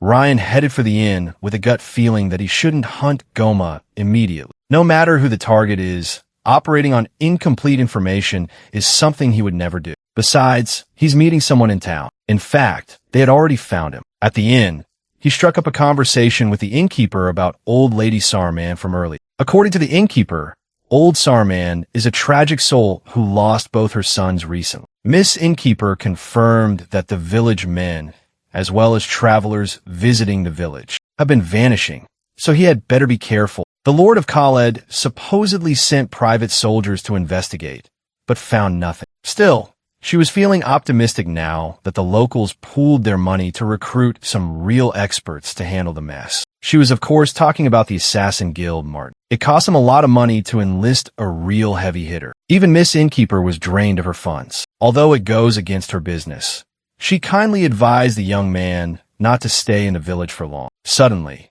The empty inn was filled with even more visitors from faraway lands when a party of mercenaries entered. They weren't some cheap company either. Their group had a mage, a red-haired bat. The leader of the pack was dressed like Doctor Strange. He demanded to be served some food, while the rest of the mercs complained about how long they had traveled. According to the blue-haired Bayek, their client will meet them at this inn. Ryan caught a glimpse of silver badges on their chests. Silver rank parties are quite competent. The crowd within the inn continues to grow as a young lady, obscured by a dark cloak, enters. She wasn't the client the mercenaries were waiting for, but she walked past their table, quietly evaluating the party. The lady then approached Ryan and asked for permission to sit next to him. Without waiting for a response, she took a seat, took off her cloak, and got more comfortable. The pink-haired lady introduced herself as Lavina. Surprisingly, she knew who Leon the assassin was. This girl must be the assistant sent by Sapphire for the dungeon raid. Honestly, he was quite pissed that Martin sent a mere guide instead of a fellow assassin. Calling him by his name in an open space is reckless and unprofessional, but she doesn't seem to know that. She was just honored to meet him. She went on and on about how everyone at the Martin branch had been talking about the new outstanding talent, and how nearly everyone had compromised his cover. He had to force her to shut up, or else. Thankfully, she understood what he was trying to say. On the other table, Bayek is growing impatient with their absent client. Apparently, he gave up a troll hunt to come to this backwater village, hoping for a worthwhile payoff. Clearing their first dungeon could be a chance to make the Steel Shield mercenary group famous. If things go well, they can even think about a promotion. Overhearing their conversation, Lavina ominously whispered that these mercenaries are just rookies. They have no idea how utterly terrifying a dungeon really is. Looking at their equipment, none of them appears to be a specialist in disarming traps or pathfinding. They're just a group of brutes thinking they could fight their way through. Even worse, it's obvious that they're overly relying on a single mage. They're treating her like some kind of universal silver bullet. That's why Lavina only respects professionals like Leon. Finally, the client who called in the Steel Shield mercenary group arrived. It was old lady Sarman. She wordlessly tossed a sack of riches to the table, letting its precious contents glimmer and spill. Sarman scraped together her entire life savings to afford their service. All she wanted was the death of the mage preying on the village, and for the body of her sons to be brought back home. All she wants is to bury them in a sunny spot. The mercenaries didn't give a damn about her sob story. They were more focused on the plentiful reward. Dr. Strange formally accepted the quest, assuring her that failure is not an option. Greedy and shameless, this bastard claimed that the reward was still a little too low considering the danger of the job. It was a total ripoff. Both Lavina and Leon could see that. Old Lady Sarman figured as much. So she tossed another precious reward into the mix, a golden ring with a purple gemstone, her family's heirloom. This was supposed to be passed down to her daughter-in-law, but now she just wanted to give her sons a proper burial. One look at the ring triggered an update on Ryan's Legacy of Veda questline. According to the system, the ring is a map showing the location of a hero's soul. Lavina noticed the change in Leon's demeanor when he saw that update. He must get his hands on that treasure somehow. Bayek tried to reject the ring as a paltry addition to the reward, but the party leader readily accepted. Without wasting any more time, the Steel Shield mercenary group rolled out. Dr. Strange kept the ring to himself. He might be the only one who could see its real value and what an unexpected windfall it truly was. In the middle of the night, the mercenary group trekked through the foot of the cursed mountain. They set up camp and let their mage perform an appraisal spell on the ring. She confirmed that it was a magic item, but she couldn't determine its specific use. If it's an item above her current level, then it is likely worth a closer look. Regardless, this is a massive win for their troop. All they have to do is kill some nobody mage in a rural village after all. How hard could that be? The leader is quite satisfied with the haul. This mage was looking forward to finding other magic items inside the dungeon. There's bound to be something valuable in there. After the quick appraisal break, they continued their trek. At the same time, Leon the assassin monitored their every move from a safe distance. All he could say was that these bozos are way too overconfident in their skills. They're about to barge into an unknown dungeon without even gathering proper information. Lavina could tell from a look on his face that he was silently judging the mercs. She was acting more like an overseer than an assistant. She could tell that he only moved to tail these rookies because of that magic ring they received. She is dangerously observant. Since Leon just wanted the ring,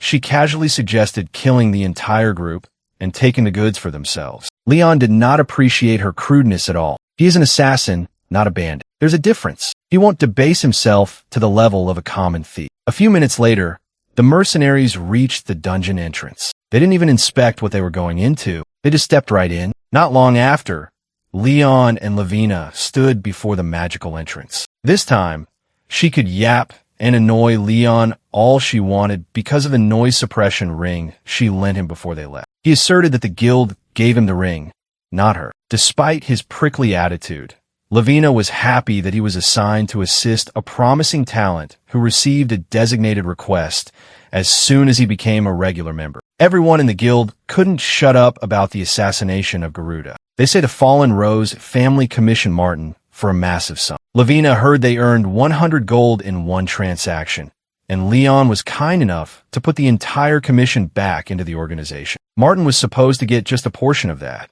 and a hefty sum should have been paid out to Leon separately. Once guild commission fees take a cut, he would suffer a huge loss. But upon thinking about it, Leon was convinced that Lady Rose isn't the type to spend so much money foolishly. She likely overpaid to generate buzz and ensure the news reached him. Lady St. Rose is basically forcing him to seek her out, even if it's just to settle the score. Lavina's glazing continued until Leon held her lips shut. Leon's distaste for the incompetent mercenaries was palpable. Come to think of it, he followed the promotion exam through a quest only to encounter a map for a hero's soul by chance. Everything lined up too perfectly. It feels too convenient to be a mere coincidence. Following the rookies wasn't originally part of the plan, but here he is. With the involvement of the ring, he estimated that the level of difficulty had increased. He didn't get lucky. The system is simply showing its functions. It's finally taking the proper shape of the Edian system he once had. Time or not,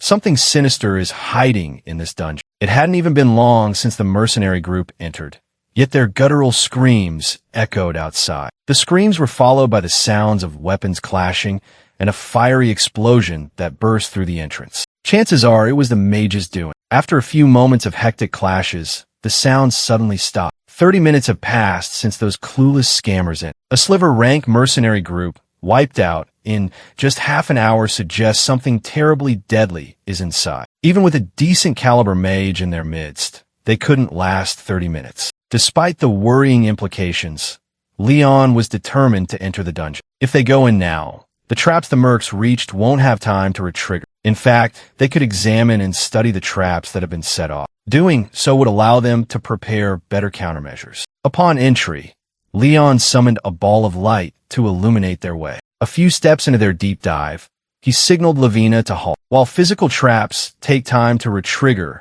other types are a bit more complicated. If Leon hadn't activated the alchemy of Azure Earth, he would have ended up like the amateurs before him. His mana revealed a pathway of hidden magic circles embedded in the inconspicuous floor. Judging from the structure, it should be an illusion circle. It seems like the test began even before they entered this bizarre dungeon. 20 minutes ago, the Steel Shield mercenary group blundered due to ignorance. Bayek was fighting for his life. His opponent was the leader himself, Dr. Strange. The boss fought like a maniac and took down the pesky mage first and foremost. Leon could have fallen prey to the same illusion trap that afflicted the mercenary boss, but he was too cautious for that. The spell only distorts one's vision without causing physical damage, making it even harder to notice. A skilled mage could have dispelled the effects upon activation, but those who stepped on the circle unknowingly likely went for the mage first. Parties usually prioritize dismantling physical traps,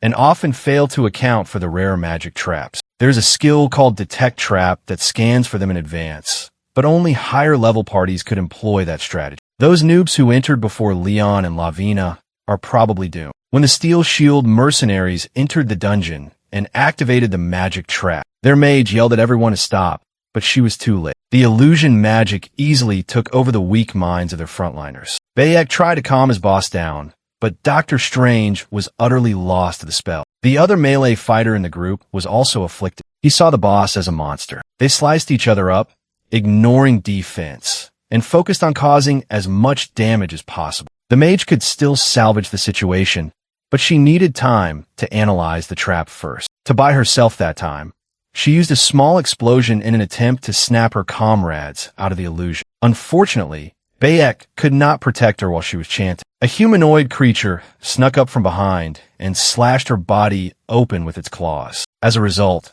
her explosion magic grew out of control, burning everything in sight. Severely weakened by the trap, more humanoid creatures came out of hiding to feast on human flesh, facing one another and falling prey to an unknown enemy. These mercenaries were truly unlucky. The aftermath of their demise is still fresh. Based on the bloody drag marks on the ground, Leon was certain that the mercenaries weren't dead yet. Their souls haven't departed yet. Someone or something dragged them deeper into the dungeon. Whatever took them in was particularly drawn to the mage. Leaving a mage's corpse at the entrance might provide clues about the traps to any other raid team. Upon closer inspection, Leon found that the culprit's footprints were subtly different from a human's. According to the intel from Martin, when Goma first appeared in the village, he didn't hide in the dungeon right away. Originally, artificial dungeons created by mages were just spaces intended for research, training, and occasional unethical experiments. But Goma built his dungeon at the foot of Khaled's Mountain. He lived among the villagers without issues for a while. Once the village men began disappearing, he was deemed the prime suspect and forced to hole up in the dungeon, never showing his face publicly again. A dungeon on the outskirts of a village, a mage in hiding and missing local men. There must be a link in the middle of it all. It is possible that Goma trained monsters to kidnap targets, but to abduct grown men. The monster used would have to be at least orc level. If that were the case, tracks and traces of their existence would have been found long ago. The one responsible for the abductions is likely human. It's more natural to assume that Goma has an accomplice on the outside. He's in bed with someone who can come and go from the village freely, subdue adult men without a trace, and transport them alive while avoiding detection. Once the first few kidnappings went down, it was easy to pin all the blame on Goma as the culprit. In turn, more people were lured into the dungeon in search of their missing loved ones. The mercenaries and adventurers who came before likely met the same fate as the Steel Shields. All Leon has is a working hypothesis, but it was better than knowing nothing. It's still a mystery why only men are being targeted. To get a better view of the situation, he summoned an army of apparitions for a thorough soul search, covering the entire dungeon. Soul Search is a phantom skill that releases soul scouts for intel gathering. In Leon's head, a detailed map of the dungeon was slowly formed. It was quite deep and complex. He also found the most likely spot where the mastermind is carrying out his scheme. Much to his surprise, only standard traps were present ahead. Goma probably thought his illusion magic was enough to deter any unwelcome guests. It's finally time for Lavina to step up. The danger level of this mission has already surpassed a grade 4 evaluation. Leon warned her that there's a very real chance of death if they go any further. He would happily handle Goma alone if she wanted to head back to the village for safety. Regardless of the unfair difficulty, Leon refused to give up on his promotion exam. There is something much bigger at stake for his plans in this place. Despite his considerate warning, Lavina chose to stay by his side. Even though she's not an assassin, she's still a member of Martin. She won't do anything that would bring shame to the guild. She is an odd support staff member with way too much passion for her job and loyalty to assassins. Maybe she's hiding another motive. Leon can't really get a solid read on the young lady. He promised to protect her as much as he could, but she can only blame herself if he fails. The duo traversed the dungeon according to Leon's mental map, while Goma watched their every step through an HD crystal ball. Goma attributed the survival of these two Martin rats to luck. There is no way they bypassed his illusions effectively. His sources told him beforehand that a 5th-class assassin was coming for his throat. Maybe his intel was wrong. His traps have never allowed any intruder in until now. His life's work is now being dismantled by brats. Goma refuses to see the results of his painstaking cultivation in this godforsaken hole come to nothing. Those Martin brats would be the perfect prey for his lovely ratman. While the villain schemed, Lavina showed Leon how useful she could really be. With the right tools, she deactivated every trap trigger in one zone. Admittedly, he was a little impressed by her handiwork. When asked if she only tinkered with physical traps and nothing else, Lavina showed him a mana stone. Compressed magic spells can be stored inside a special orb. Mana stones are expensive and hard to handle. Yet Lavina proficiently used one to deactivate the rest of the magic traps along the way. This type of disarming technique usually requires a deep understanding of mana structures and a high level of skill. She works fast too. Lavina's remarkable talent is invaluable. After showing off her skill set, Leon gave her one last chance to turn back. She sighed and doubled down on her decision to accompany him. Besides, she would be scared for her life if she heads back alone now. Leon said it himself. Something strange dragged those poor noobs away. The strange creature she is so fearful of had arrived, and they have gathered right behind her. The rat men collectively shrieked, and Lavina swiftly ran behind Leon to shield herself. As the name suggests,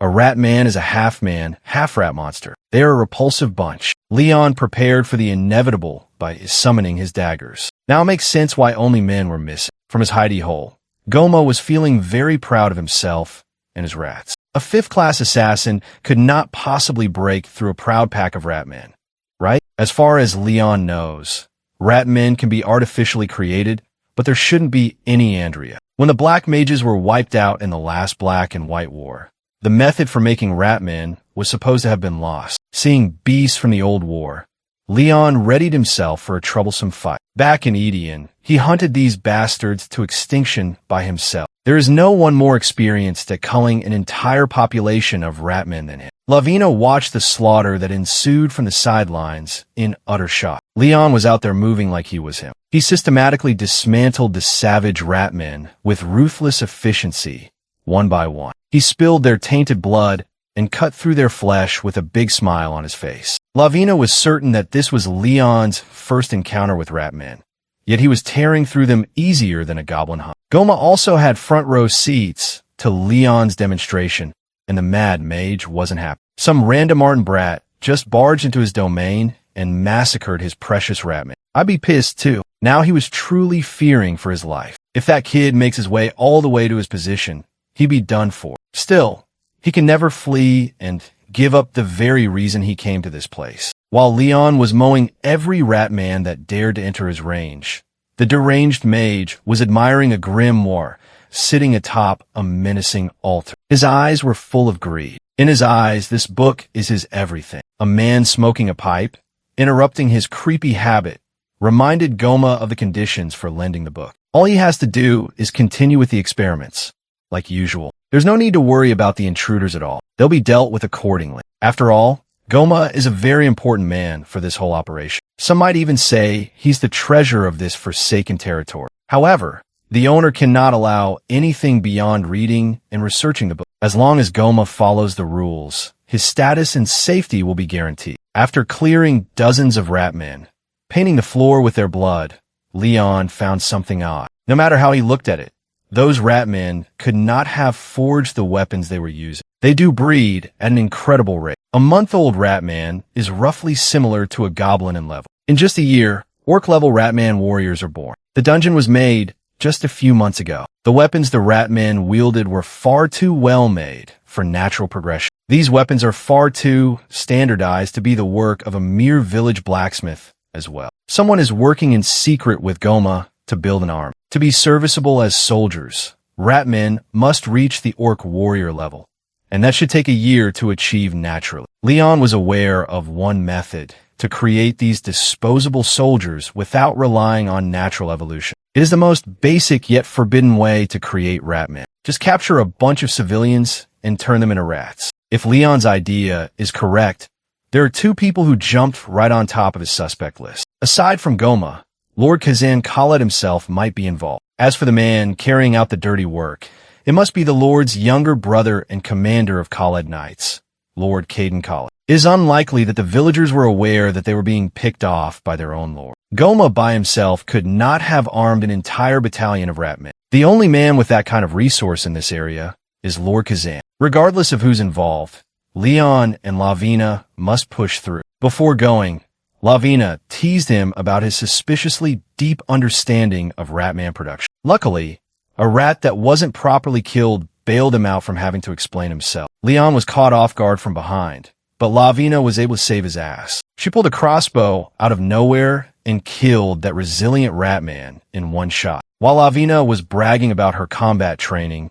Leon was analyzing the damage she had done. The mark was hit dead center in the darkness of a dungeon. Leon was starting to feel Susie about her alleged combat training. The duo continued following Leon's map, while dutifully removing every trap along the way. Out of nowhere, Lavina voiced her understanding of why the Lord collaborated with Goma, even though it's inhumane. Based on Leon's explanation, there is no better material for building an army than able-bodied men. He took note of her overly logical take, atypical of someone from Drecon. Lavina could feel the heart of the dungeon getting closer due to the mana traps ahead. But just a few meters away from the fated confrontation with Goma, the whole dungeon rumbled. A Ratman ogre wielding a medieval flail came out to obstruct their advance once and for all. Leon teased Lavina for knowing what a Ratman ogre was, and she yelled at him for messing around when they were in real danger. Ratman ogre spun his spiked ball and chain around,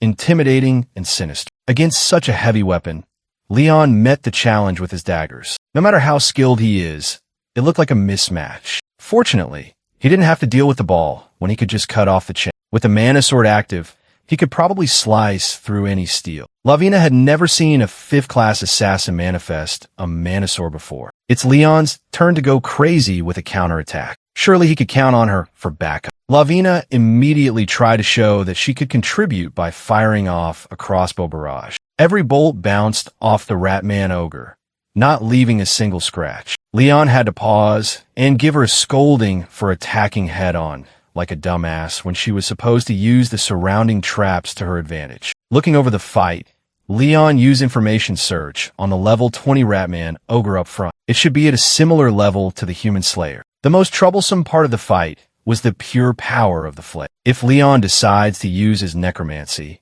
he could win very easily, but it's too early to reveal his cards when the enemy is watching. For now, he activated physical acceleration and physical control at the same time. Ratman ogre tried to squish him like a bug with crude attacks, but he was too agile. Physical acceleration gave him enough agility stat increase to finally move comfortably. Aside from speed, his most effective attack comes with a bit of risk, but he might have no other choice. Continuously stacking buffs, Leon enhanced his mana sword, greatly increasing its sharpness and attack power. Watching from the sidelines, Lavina was loving every second of the show. The ogre roared, extended its claws, and pulverized the ground Leon was standing on. Gone like the wind, Leon reappeared above the monster's head with his twin daggers ready to cut shit up. He carved that rat's body on his way down. Although his landing afterward was a bit sketchy, one good stretch of quick slices was all he needed. The ogre's wound was immediately infested by Leon's curses. In one combo, he gave that rat a physical weakening curse, a slow curse, and a skin defense weakening curse. It was brutal.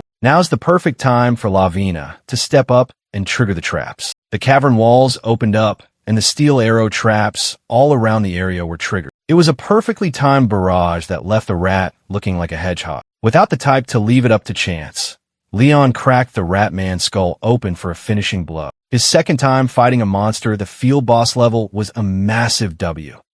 Lavina could not believe that she just participated in that kill. While Leon was yelling at her to chill out, something zoomed into their position from out of nowhere. Leon felt the killing intent directed at him, and his instincts kicked in. The commander of Khaled Knights, Caden Kaled, finally came out to play. His sword met Leon's, and the disparity in their levels quickly became apparent. Lord Caden maintained a cocky smile on his face throughout the whole exchange. Leon held his twin daggers firmly, taking the threat seriously. Instead of playing it passively, he charged in for a melee. Admittedly, Caden was impressed that a kid so young could utilize a mana sword so well. Their intel listed a 5th class assassin, but the boy is obviously above that. Leon knew he was fighting one of the masterminds behind this inhumane operation. Just when he was about to go all out, something sinister prevented him from doing so. The curse of Arkan flared up at the worst time possible. Due to the recoil from using tons of mana in the fight against the Ratman ogre, he's being subjected to some nasty drawbacks. His mana recovery and stamina recovery slowed down, but that could be offset by his Azure Earth refining method. Fortunately, his training paid off, and he wasn't hampered as much. Even so, a nerf is a nerf, and a nerf in the middle of a fight cannot be good. He's not even sure if he can handle Caden in his current state. That man is a real knight who can hold a sword properly. To buy some time, Leon taunted the commander for resorting to a shameful sneak attack. Caden claimed he was merely testing the kid. He swore he held back enough to keep Leon alive. The fact that his head is still intact after taking a hit from a sword expert should be proof of that. Goma let his guard down because he thought the intruder was a mere 5th class. Caden wasn't going to make the same mistake, especially after seeing the kid dismantle the Ratman ogre. From now on, Caden will start using his full strength to finish off the nuisance for good. The commander of the Khaled Knights finally showed his own mana sword and gave a proper introduction. Leon's hypothesis was proven right. The Lords of Khaled are pieces of shit. He did not introduce himself in return. What kind of assassin would he be if he did? While bantering with the enemy,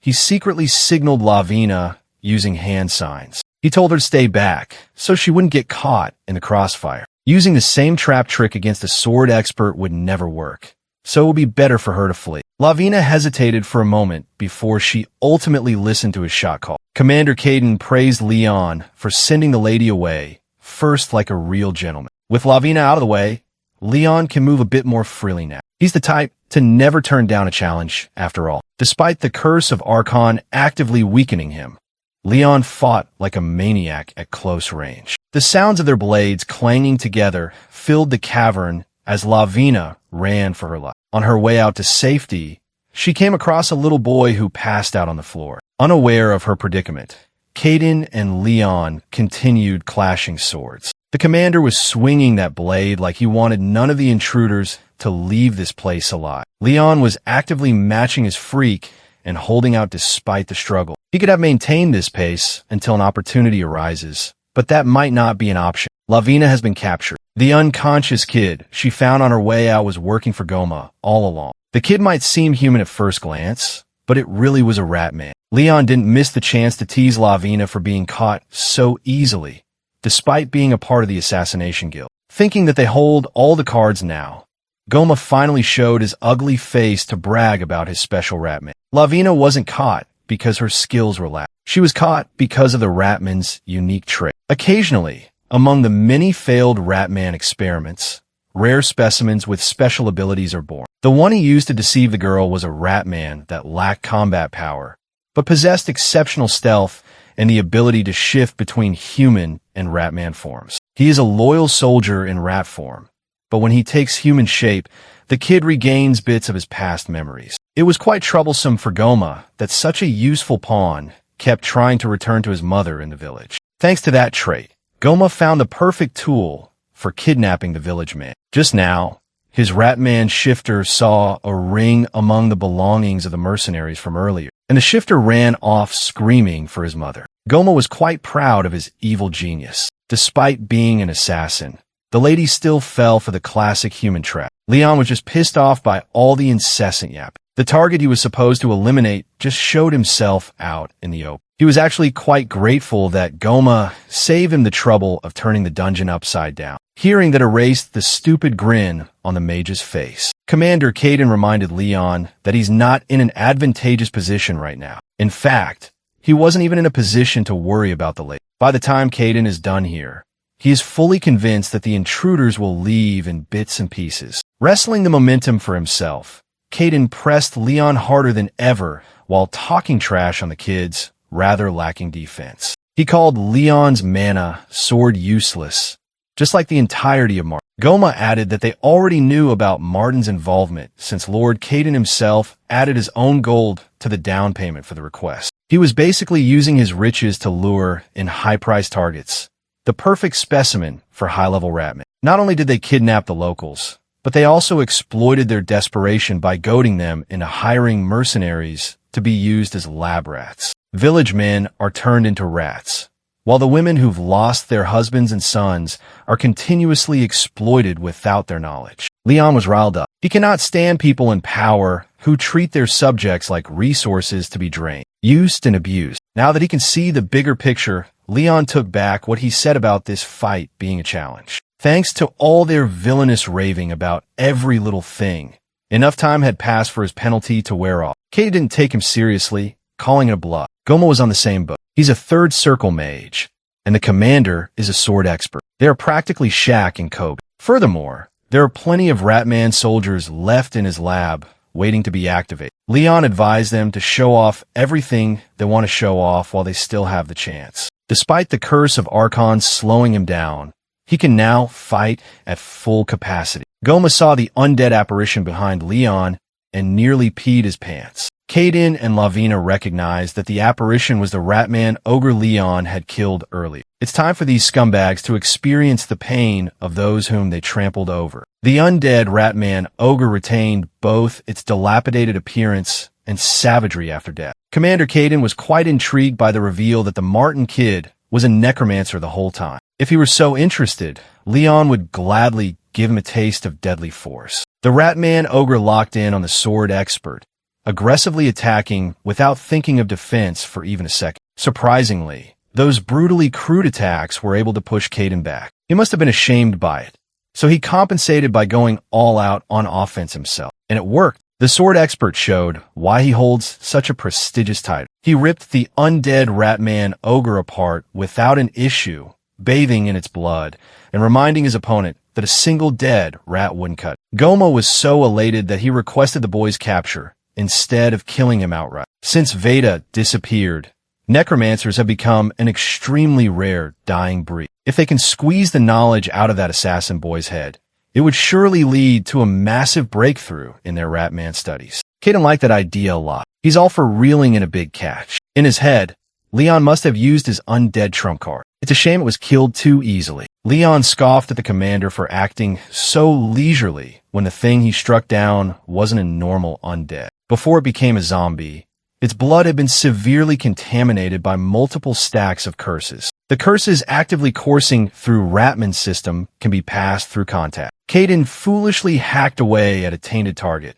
letting the curses take hold of his body. It was an agonizing process. His pathetic screams filled the cavern. Goma saw his protector keel over and felt his impending doom. By now, Kaden's vision is getting blurry, as if he is sinking into the darkness. While the sword expert tried to keep himself alive and conscious, Leon addressed Goma. The mage mentioned his battalion of soldiers stashed away in the heart of the dungeon. In response to Goma's arrogance, Leon raised the Ratman army he had wiped out from the dead. He challenged the mage to an army versus army battle, knowing full well that it would be a damn slaughter. Leon has his bloody rats ready to throw themselves at the opposition. Will the test tube rats stand a chance? Lord Kaden knew that he was doomed, so he picked up his sword and started swinging it wildly all over the place. He took out a few zombie ratmen using this mindless method. Despite the curse afflictions beating his ass, he's still a sword expert. Leon admitted that he was a strong fighter,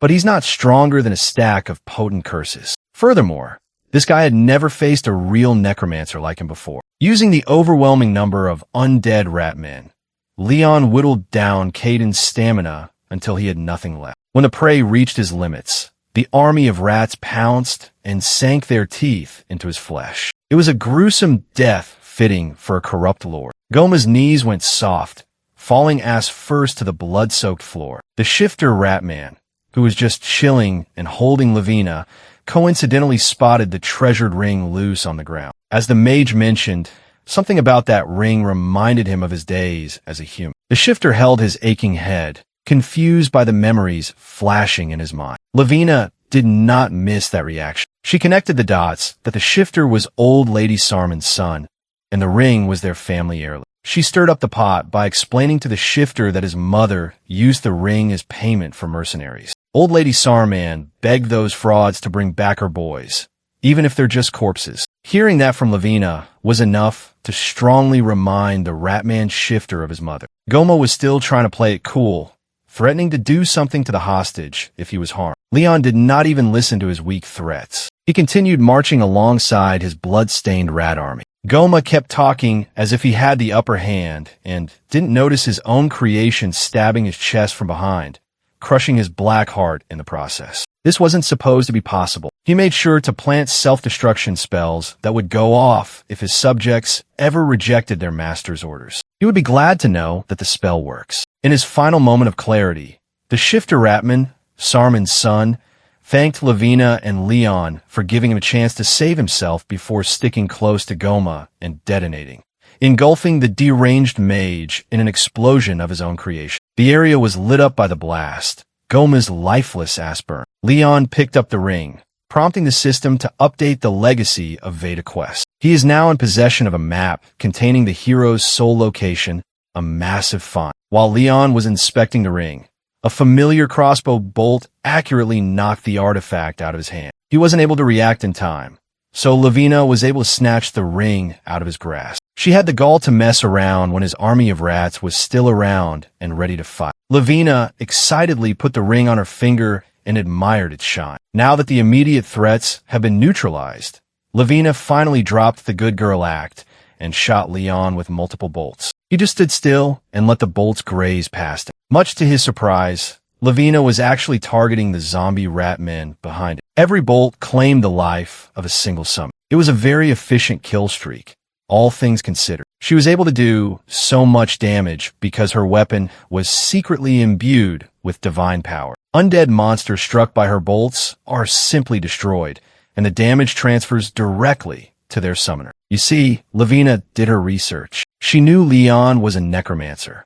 though she was genuinely surprised by his proficiency. Leon was surprised too. This Didzy lady must have some kind of switch in her head to change her entire personality at will. Now it makes sense why she was so proficient in a wide array of magic. Sloked in divine power, Lavina stared him down like he was prey. Putting everything aside, she wanted to know if he was really Veda's disciple. Lavina closed the distance by using a bizarre movement technique. Even Leon was caught off guard by her explosive speed. In a flash, she colonized his effective zone, appearing right in front of his nose. His brain tried its best to connect the dots and figure out how Lavina knew about his necromancy and his connection to Veda. Somehow, somewhere, someone must have leaked his secret. His mom and his loyal servant subordinates wouldn't do something like that. It can't be the Rose family, since Saint and Rose is still trying to build a connection with Leon, as evidenced by the massive fee they paid Mark. More importantly, she is not the kind of woman who would let her efforts go to waste.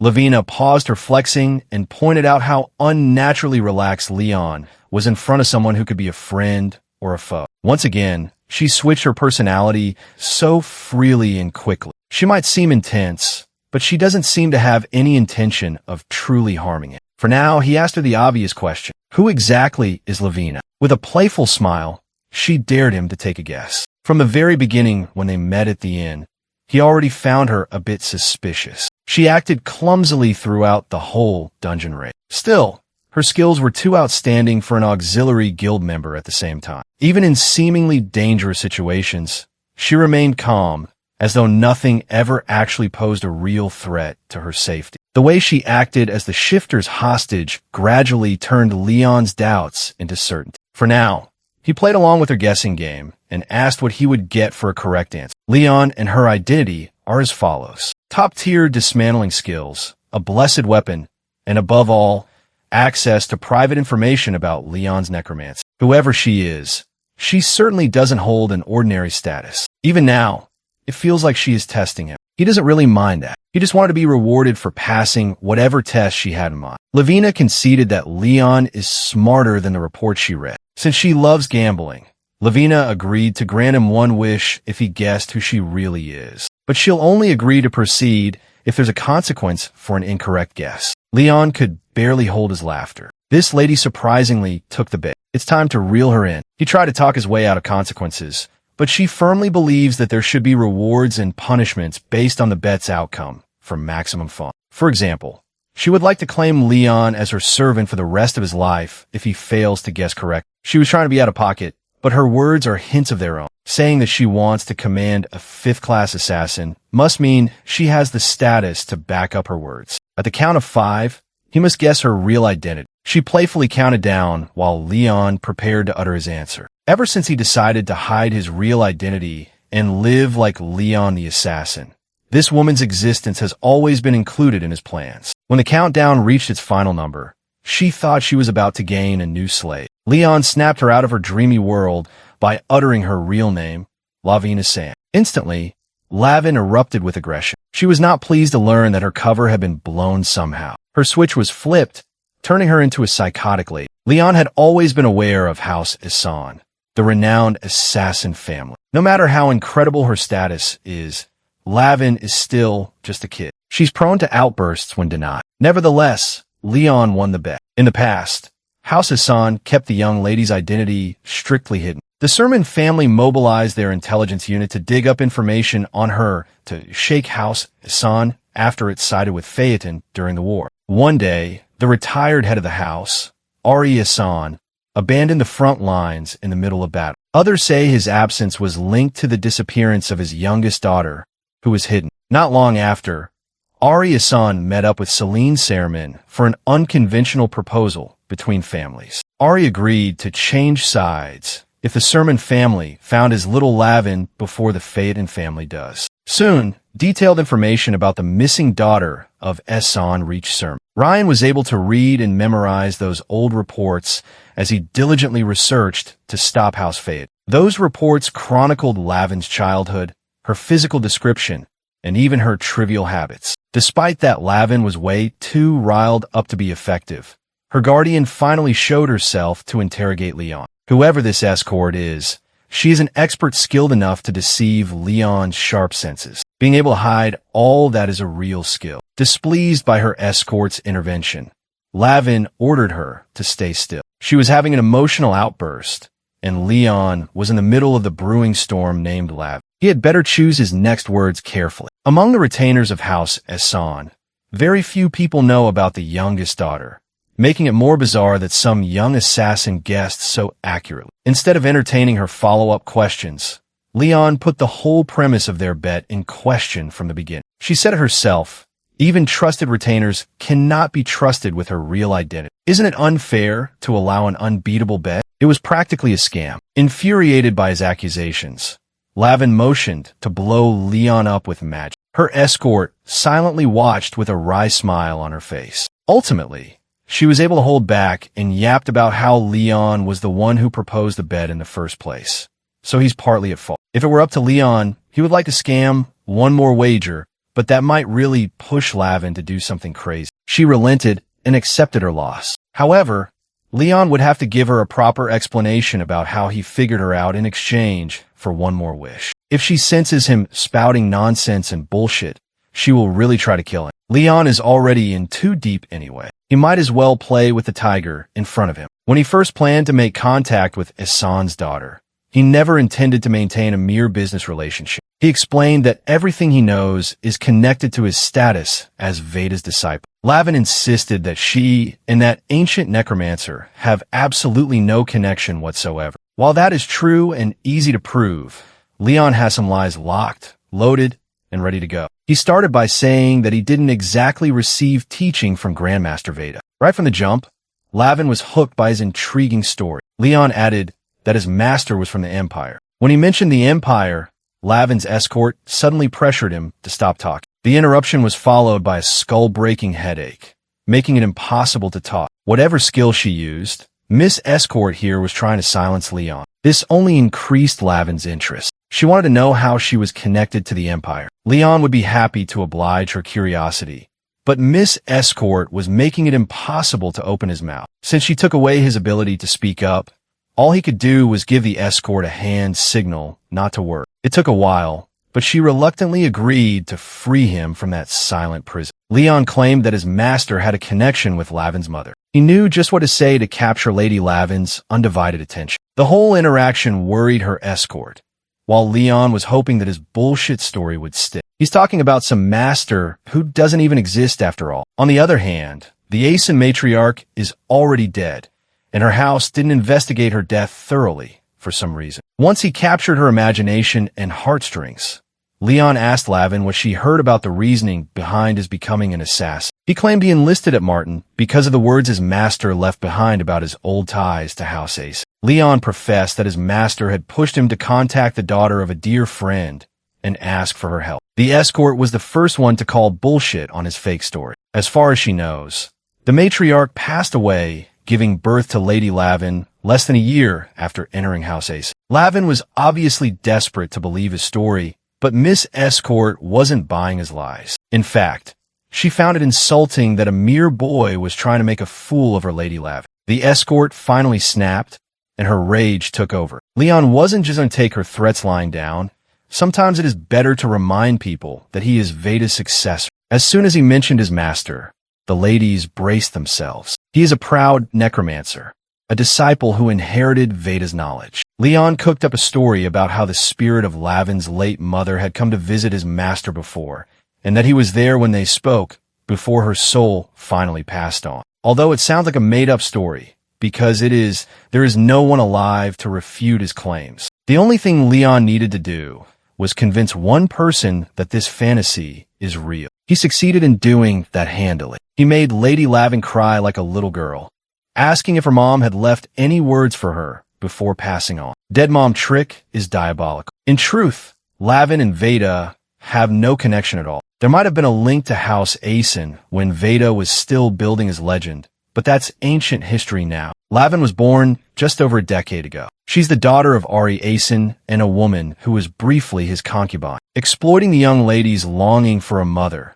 Leon made up the convenient lie. As a necromancer well-versed in soul arts, this is his trump card. Through necromancy, the dead can return to deliver the truth, and no one would be able to refute. Once Lavin chose to believe in his lies, he answered that her mother's final words were an apology for her little girl. Hearing that opened the floodgates of tears. For someone longing for a mother's love, Lavin Asen would believe anything. While the young lady was having her moment, Miss Escort silently threatened to make Leon regret living if he proved to be a liar. She's going to need proof of his claims soon. Afterward, she comforted the sobbing Lady Lavin with warmth. With that drama out of the way, Leon's eyes wandered as he investigated. The death of Commander Caden and Goma left the Ratman manual ownerless. Rewards are waiting to be opened, and he has a free wish he can cash in whenever he wants. Lavin took Veda's dying wish seriously and agreed to help Leon out in honor of his master and mother being close friends and all. From now on,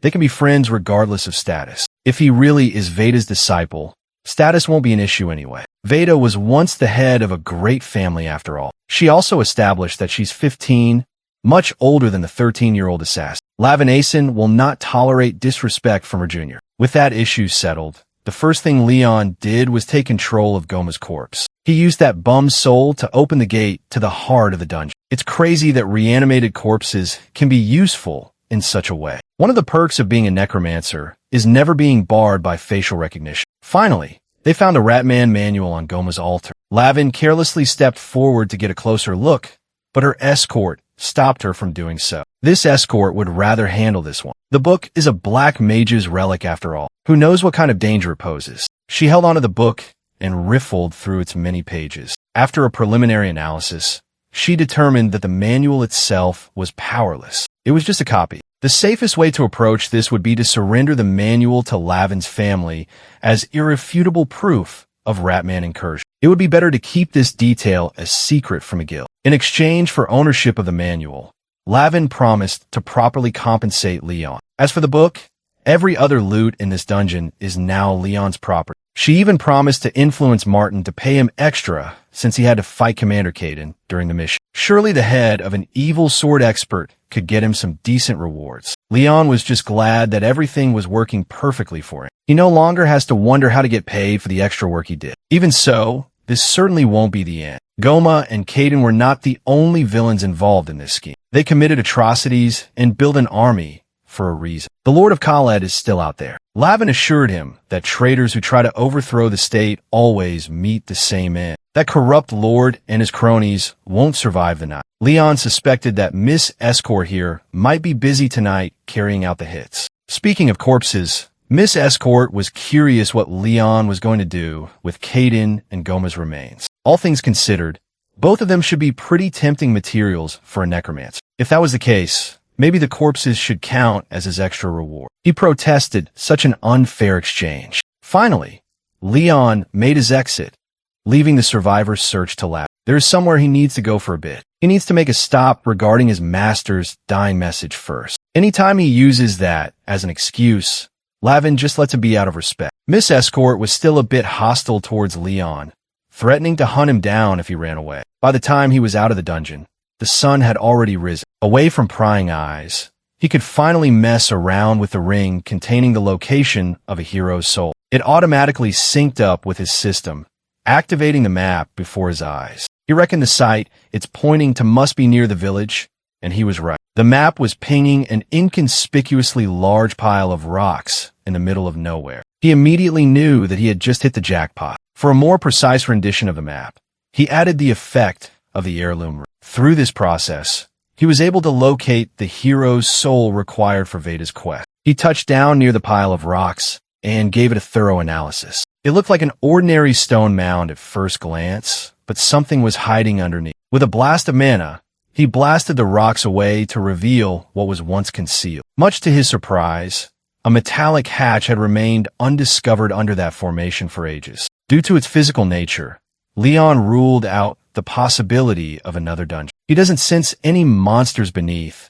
It might just be a secret hideout. This discovery made him ponder the connection between the Ratman manual, the hero's soul, and everything else bubbling beneath the peaceful surface. Perhaps he'll know more once he goes inside the hatch. Without hesitation, he opened the metal hatch and dropped down to God knows where. The first thing he encountered was a set of winding stairs leading him deeper underground. Just to be safe, he summoned his soul scouts via soul detection. They went ahead to ensure that the path below was safe. After a thorough scan, he didn't detect any kind of trap. Instead of feeling relieved, the lack of protective measures had him spooked. Eventually, he reached the bottom floor of the hideout. Before him was a room sealed by a stone slab gate covered in ancient carvings. The carvings weren't transcribed in Dree continent's language. The contents were written in soul language instead. This alone confirms that the one who built this place must be Veda himself. Interpreting the language of souls and unlocking their secrets is the domain of a necromancy master. As far as he knows, there's only one necromancy master on the continent. Naturally, Ryan was fluent in this old-ass system of writing. He was able to decipher the carving, designating the place as a tomb for a dear friend. One must pay the proper entrance fee to enter. Since the tomb supposedly holds a hero's soul, the entrance probably requires another soul in return. The first one Leon tried was Goma's Goofy's soul, thinking the essence of a third circle mage should be enough to sacrifice. Unfortunately, Goma's soul was swiftly smitten to nothing. It was a waste of perfectly good material. Now he learned that Goma's soul might not have been enough. Caden's soul has more juice, but it would be another terrible waste if he were deleted. After thinking about his situation for a minute, Leon realized that the entrance was with him all along. He didn't just stumble upon this tomb randomly. He found this place through Veda's legacy. The fee must be connected to the quest. If that's the case, then the human slayer's anomalous soul must be the answer. As soon as the human slayer's essence materialized, the slab reacted brightly. It opened up, and the booming voice of Veda welcomed Leon to his gallery. Standing from the entrance, Leon could see a long stretch of hallway decorated with luxurious portraits. The paintings depicted warriors in armor predating the age of knights. For some unknown reason, he intrinsically felt that every subject in the painting was captured free of suffering, as if they're all here by choice. These portraits weren't really painted by anyone. They're the remnants of souls bound to Veda himself. Ryan has a skill similar to this soul gallery in his arsenal, one that he can use with access to the power of spirits. It's not an exaggeration to say that Veda had stepped into a realm far beyond that of a normal necromancer. It was surprising to see that those in his soul gallery clearly consented to being Veda's weapon while they were still alive. At the end of the hall, the biggest painting rests. The portrait of an orc duel wielding a war axe and a great sword. Absolute gigachat. Leon felt naturally drawn to the image of the hero's soul embodied by the king of orcs himself. The great orc chieftain Harmon was one of Veda's legendary companions, a real hero through and through. When Leon got a little too close to the portrait, it suddenly gave off a resplendent light covering the entire hall. As if following Harmon's lead, the other portraits added their own luster to the light show. Veda's soul gallery danced together, leaving Leon in awe. Once the dance concluded, Leon wasn't the only living presence in the room anymore. Harmon's soul, resting in the portrait, has been awakened by Veda's successor. The time has finally come for the great orc chieftain to fulfill his promise with an old friend. Leon was enveloped by light completely oblivious to what was about to happen. The souls from every portrait left their vessel to congregate around their new host. The forgotten heroes and legends of a bygone era have found Veda's successor. It's time for Ryan to experience his master's legacy firsthand. When the first soul approached him,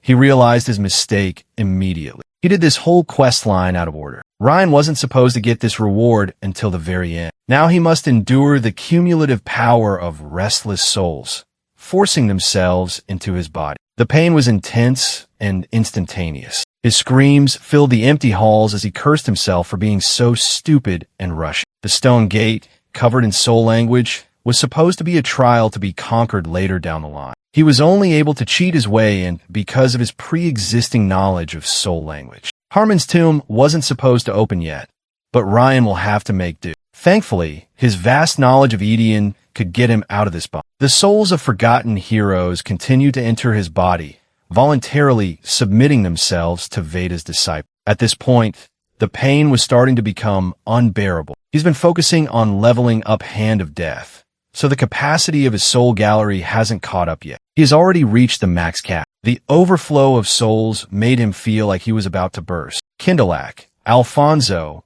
Defnica, the forgotten names of every soul flashed before his eyes. The systems and quests in Edian had perfect continuity. Now he's paying the price for assuming that his new system would be the same. With his body on the brink of falling apart, Ryan gritted his teeth. He leveraged the levels he gained in Goma's dungeon to dump all his stat points into magic. Simultaneously, he activated Blue Earth's refining method. With full control of his body, he twisted his circuits to accommodate the soul overflow. Using them as a catalyst, he was able to force his phantom to level up repeatedly, expanding his soul gallery point by point. It was a delicate balancing act, nearly impossible to pull off, but this is his only way to survive. The blunder he committed quickly turned into a blessing as Ryan's level continued to climb. By forcibly shifting levels between classes, he was able to more evenly improve his kit. Once he reached some semblance of stability,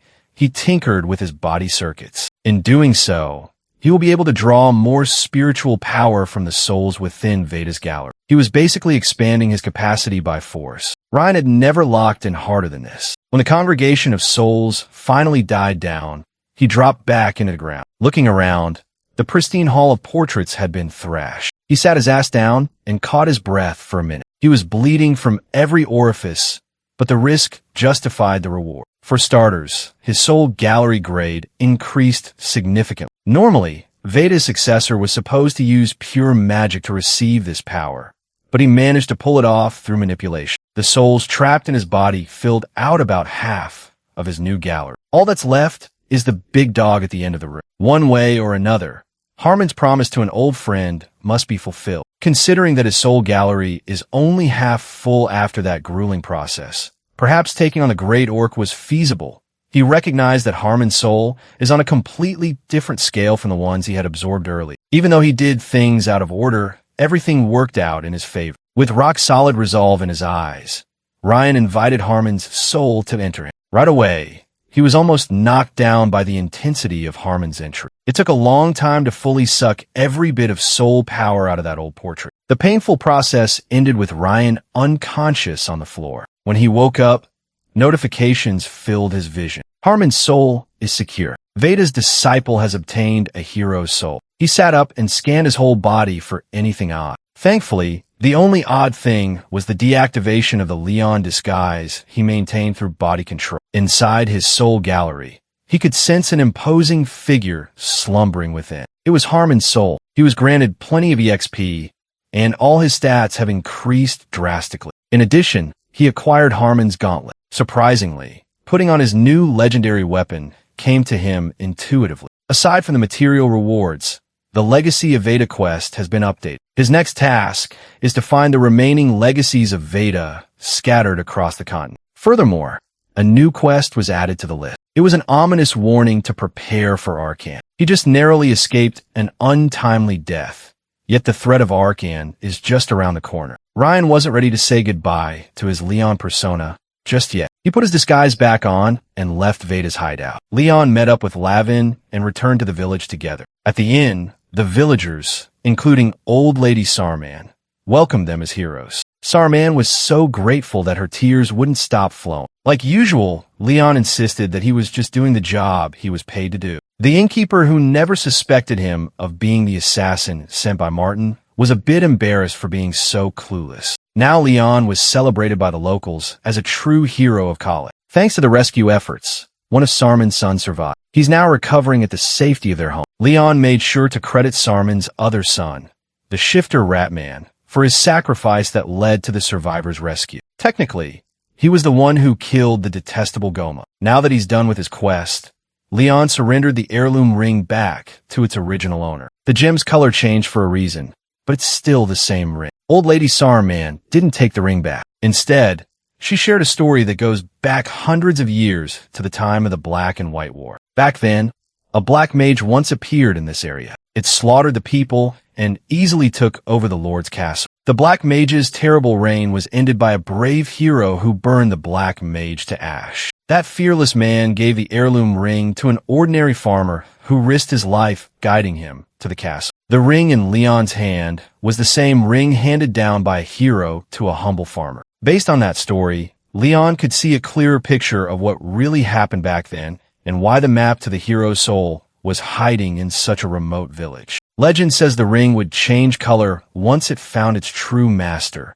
and that's precisely what happened. Old Lady Sarman felt bad for the mercenary she hired, but it all worked out in the end. Her family's heirloom ring found its rightful owner, and the mage's reign of terror has ended. To show their gratitude, the villagers pooled their resources to give Leon a little extra. If he's ever in the area again, his food and accommodation will be free of charge in this town. Without a hint of shame, Leon took the bag of money for himself. The quest was completed, EXP was gained, and additional rewards were granted. Now, they must hurry along since the Lord of Khaled collapsed suddenly the same night they cleared the dungeon, and Knight Commander Caden was stamped as missing in action. If Leon and Lavin stay in town for too long during a politically turbulent time like this, it'll only be a matter of time before they fall under heavy suspicion. They left Khaled under the cover of the night. Finally, Lavin could interrogate her secretive friend about what he's been up to over the last few days after the dungeon. He used his master's dying wish as an excuse and took 3 whole days to resurface. Naturally, the young lady was curious about whatever he'd been up to. Lavin being curious is a good thing. That means she didn't have him followed for the past 3 days. While pestering him for information, she noticed that he had grown a few inches taller and that his skin had grown even paler in the short time they had been apart. Hell, she would probably believe him if he said he's a vampire now. More than that, the thing that interested Lavin the most was the massive and sudden increase in his mana reserves. Furthermore, she could see that he was obviously hiding one hand under a cloth bandage. She forcefully tore that cover open, and his new gauntlet was exposed. From its appearance alone, it was apparent that it was a treasure. If she could see the specifications of Harmon's gauntlet, she might just faint. This was by far the best reward he gained from the long quest line. It's a weapon that can never be destroyed and gradually regains its durability. More than the increase in offensive ability, this gauntlet will allow him to block any attack without worry. As expected, Lavin wanted to know more about the gauntlet and his solo adventure. In hopes of shutting her questions up, he confessed to finding Veda's legacy. This only made her more animated. Anything Veda touched is considered a treasure many have sought for ages, but could never find. Whatever Leon found seemingly put him through some sort of awakening. Considering what she knows about Leon, Lavin swallowed the truth quite readily. Out of concern for her new friend, she also warned him to keep everything about Veda a secret. He cannot go around telling people that he's Veda's disciple anymore. Leon wasn't planning to do that in the first place. He already has something in mind to deal with that risk. Together, Leon and Lavin return to the bustling city of Fintin, where Martin resides. The branch manager received his written report, and her hand shook as she read through every line. You cannot blame her for that reaction. Everything that happened in Khaled was insane on paper. If Leon didn't have Lavin to back up his report,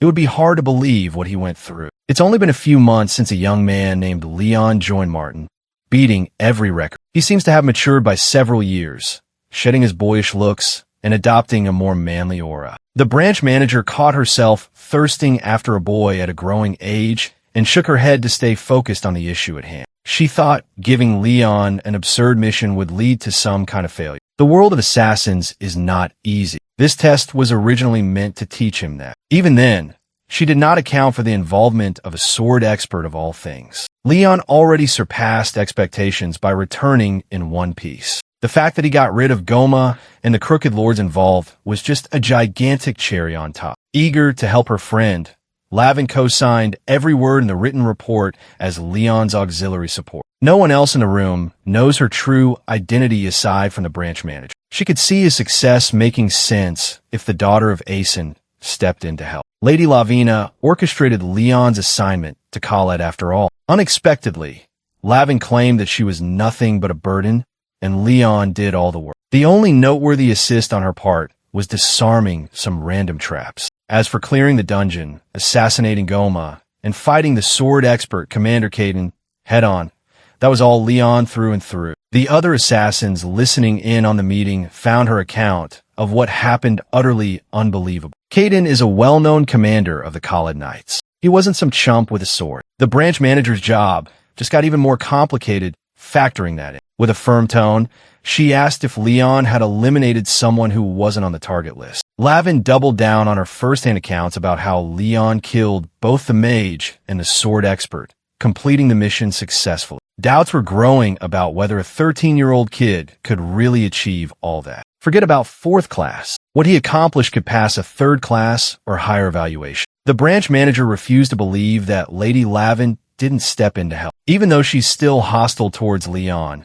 Miss Escort briefly passed a mental message to the branch manager, backing up the written report and Lavin's statement. Lady Lavin truly kept her hands to herself this time. If anything, all she did was delay the Khaled reports from reaching market. How Sassin will handle the Ratman production manual fiasco is promised. So Miss Branch Manager was forced to accept the fact that Leon was just built different. With no more doubt clouding her mind, the branch manager slumped into her chair. In truth, she was very much impressed by the young man. Just a few months ago, a weird kid commissioned her branch for the weirdest request. Now that weird, arrogant kid is showing a level of talent never before seen. He's starting to look like a proper member of the Assassin's Guild. Even the members who only saw him as a cocky kid gained a newfound respect for their junior. Some even claimed they had high hopes for the boy from the start. With this change of perception, Leon brought up the incorrect classification of the commission rank. He insisted that facing and beating a sword expert entitles him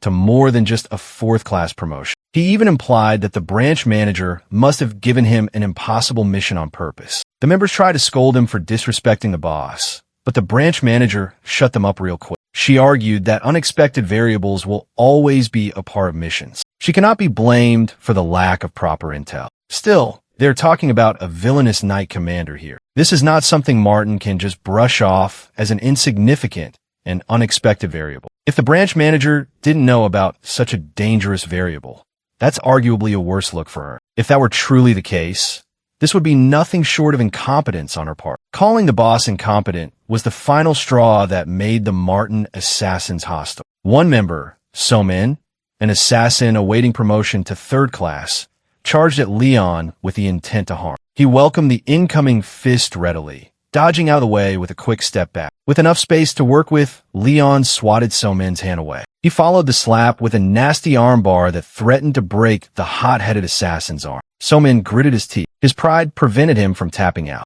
Eventually, the pain became too much to endure, and he begged the kid to let go. Leon calmly whispered that further resistance would be met with a broken limb. The branch manager knew that she was in checkmate. She could confess to knowing everything all along, but that might expose Lady Lavin's involvement and lead to a lot more headaches. She couldn't prove it, but it felt as though she walked right into what Leon wanted. He started a scene on purpose to force her hand. The present members and the branch manager steered clear of his stunt for the moment. He could tell that she figured out what he was trying to do. Having a subordinate run wild in the branch manager's office shows a lack of leadership. Since his goal had been achieved, Leon kindly let go of Somin's almost broken arm. Instead of reprimanding Leon, the branch manager ordered Somin to get out. If he doesn't shut up and leave the room, she might just break his arm herself. She doesn't like yelling at her subordinates like that, but Leon left her no choice. Sitting back down, she apologized to the kid. By all accounts, the execution of the mission was absolutely flawless. For now, all she can grant him is the promised promotion to 4th class. With that out of the way, Leon opened the table for some negotiation. It's only fair that he gets something a little extra for his troubles. This time, he wants something other than reward money, something more valuable. Hearing that automatically made the branch manager nervous. Leon's seniors also thought he was crossing the line. He's behaving as though he doesn't know how strict the Assassin Guild is when it comes to discipline. The thing is, Leon wasn't the first one to cross the line. Miss Manager did. The kid almost died because of the guild's incomplete and inaccurate intel. Pushing back any further would only make her look like a fool. Reluctantly, she allowed Leon to speak and promised to grant whatever he wanted, as long as it was within her power. Leon is a simple man. All he wanted in exchange for his efforts was information. Miss Manager thought she was going to get fleeced, but providing information is certainly within her wheelhouse. As a full-fledged 4th-class assassin of the guild, Leon should be allowed access to most information Martin has for free. But for him to specifically demand information as a reward for beating a sword expert, he must be digging for something incredibly valuable. After knowing Leon through the duration of the mission, Lady Lavin had an idea as to what he might ask for. The information he wanted to get his hands on concerns the legendary necromancer, Veda.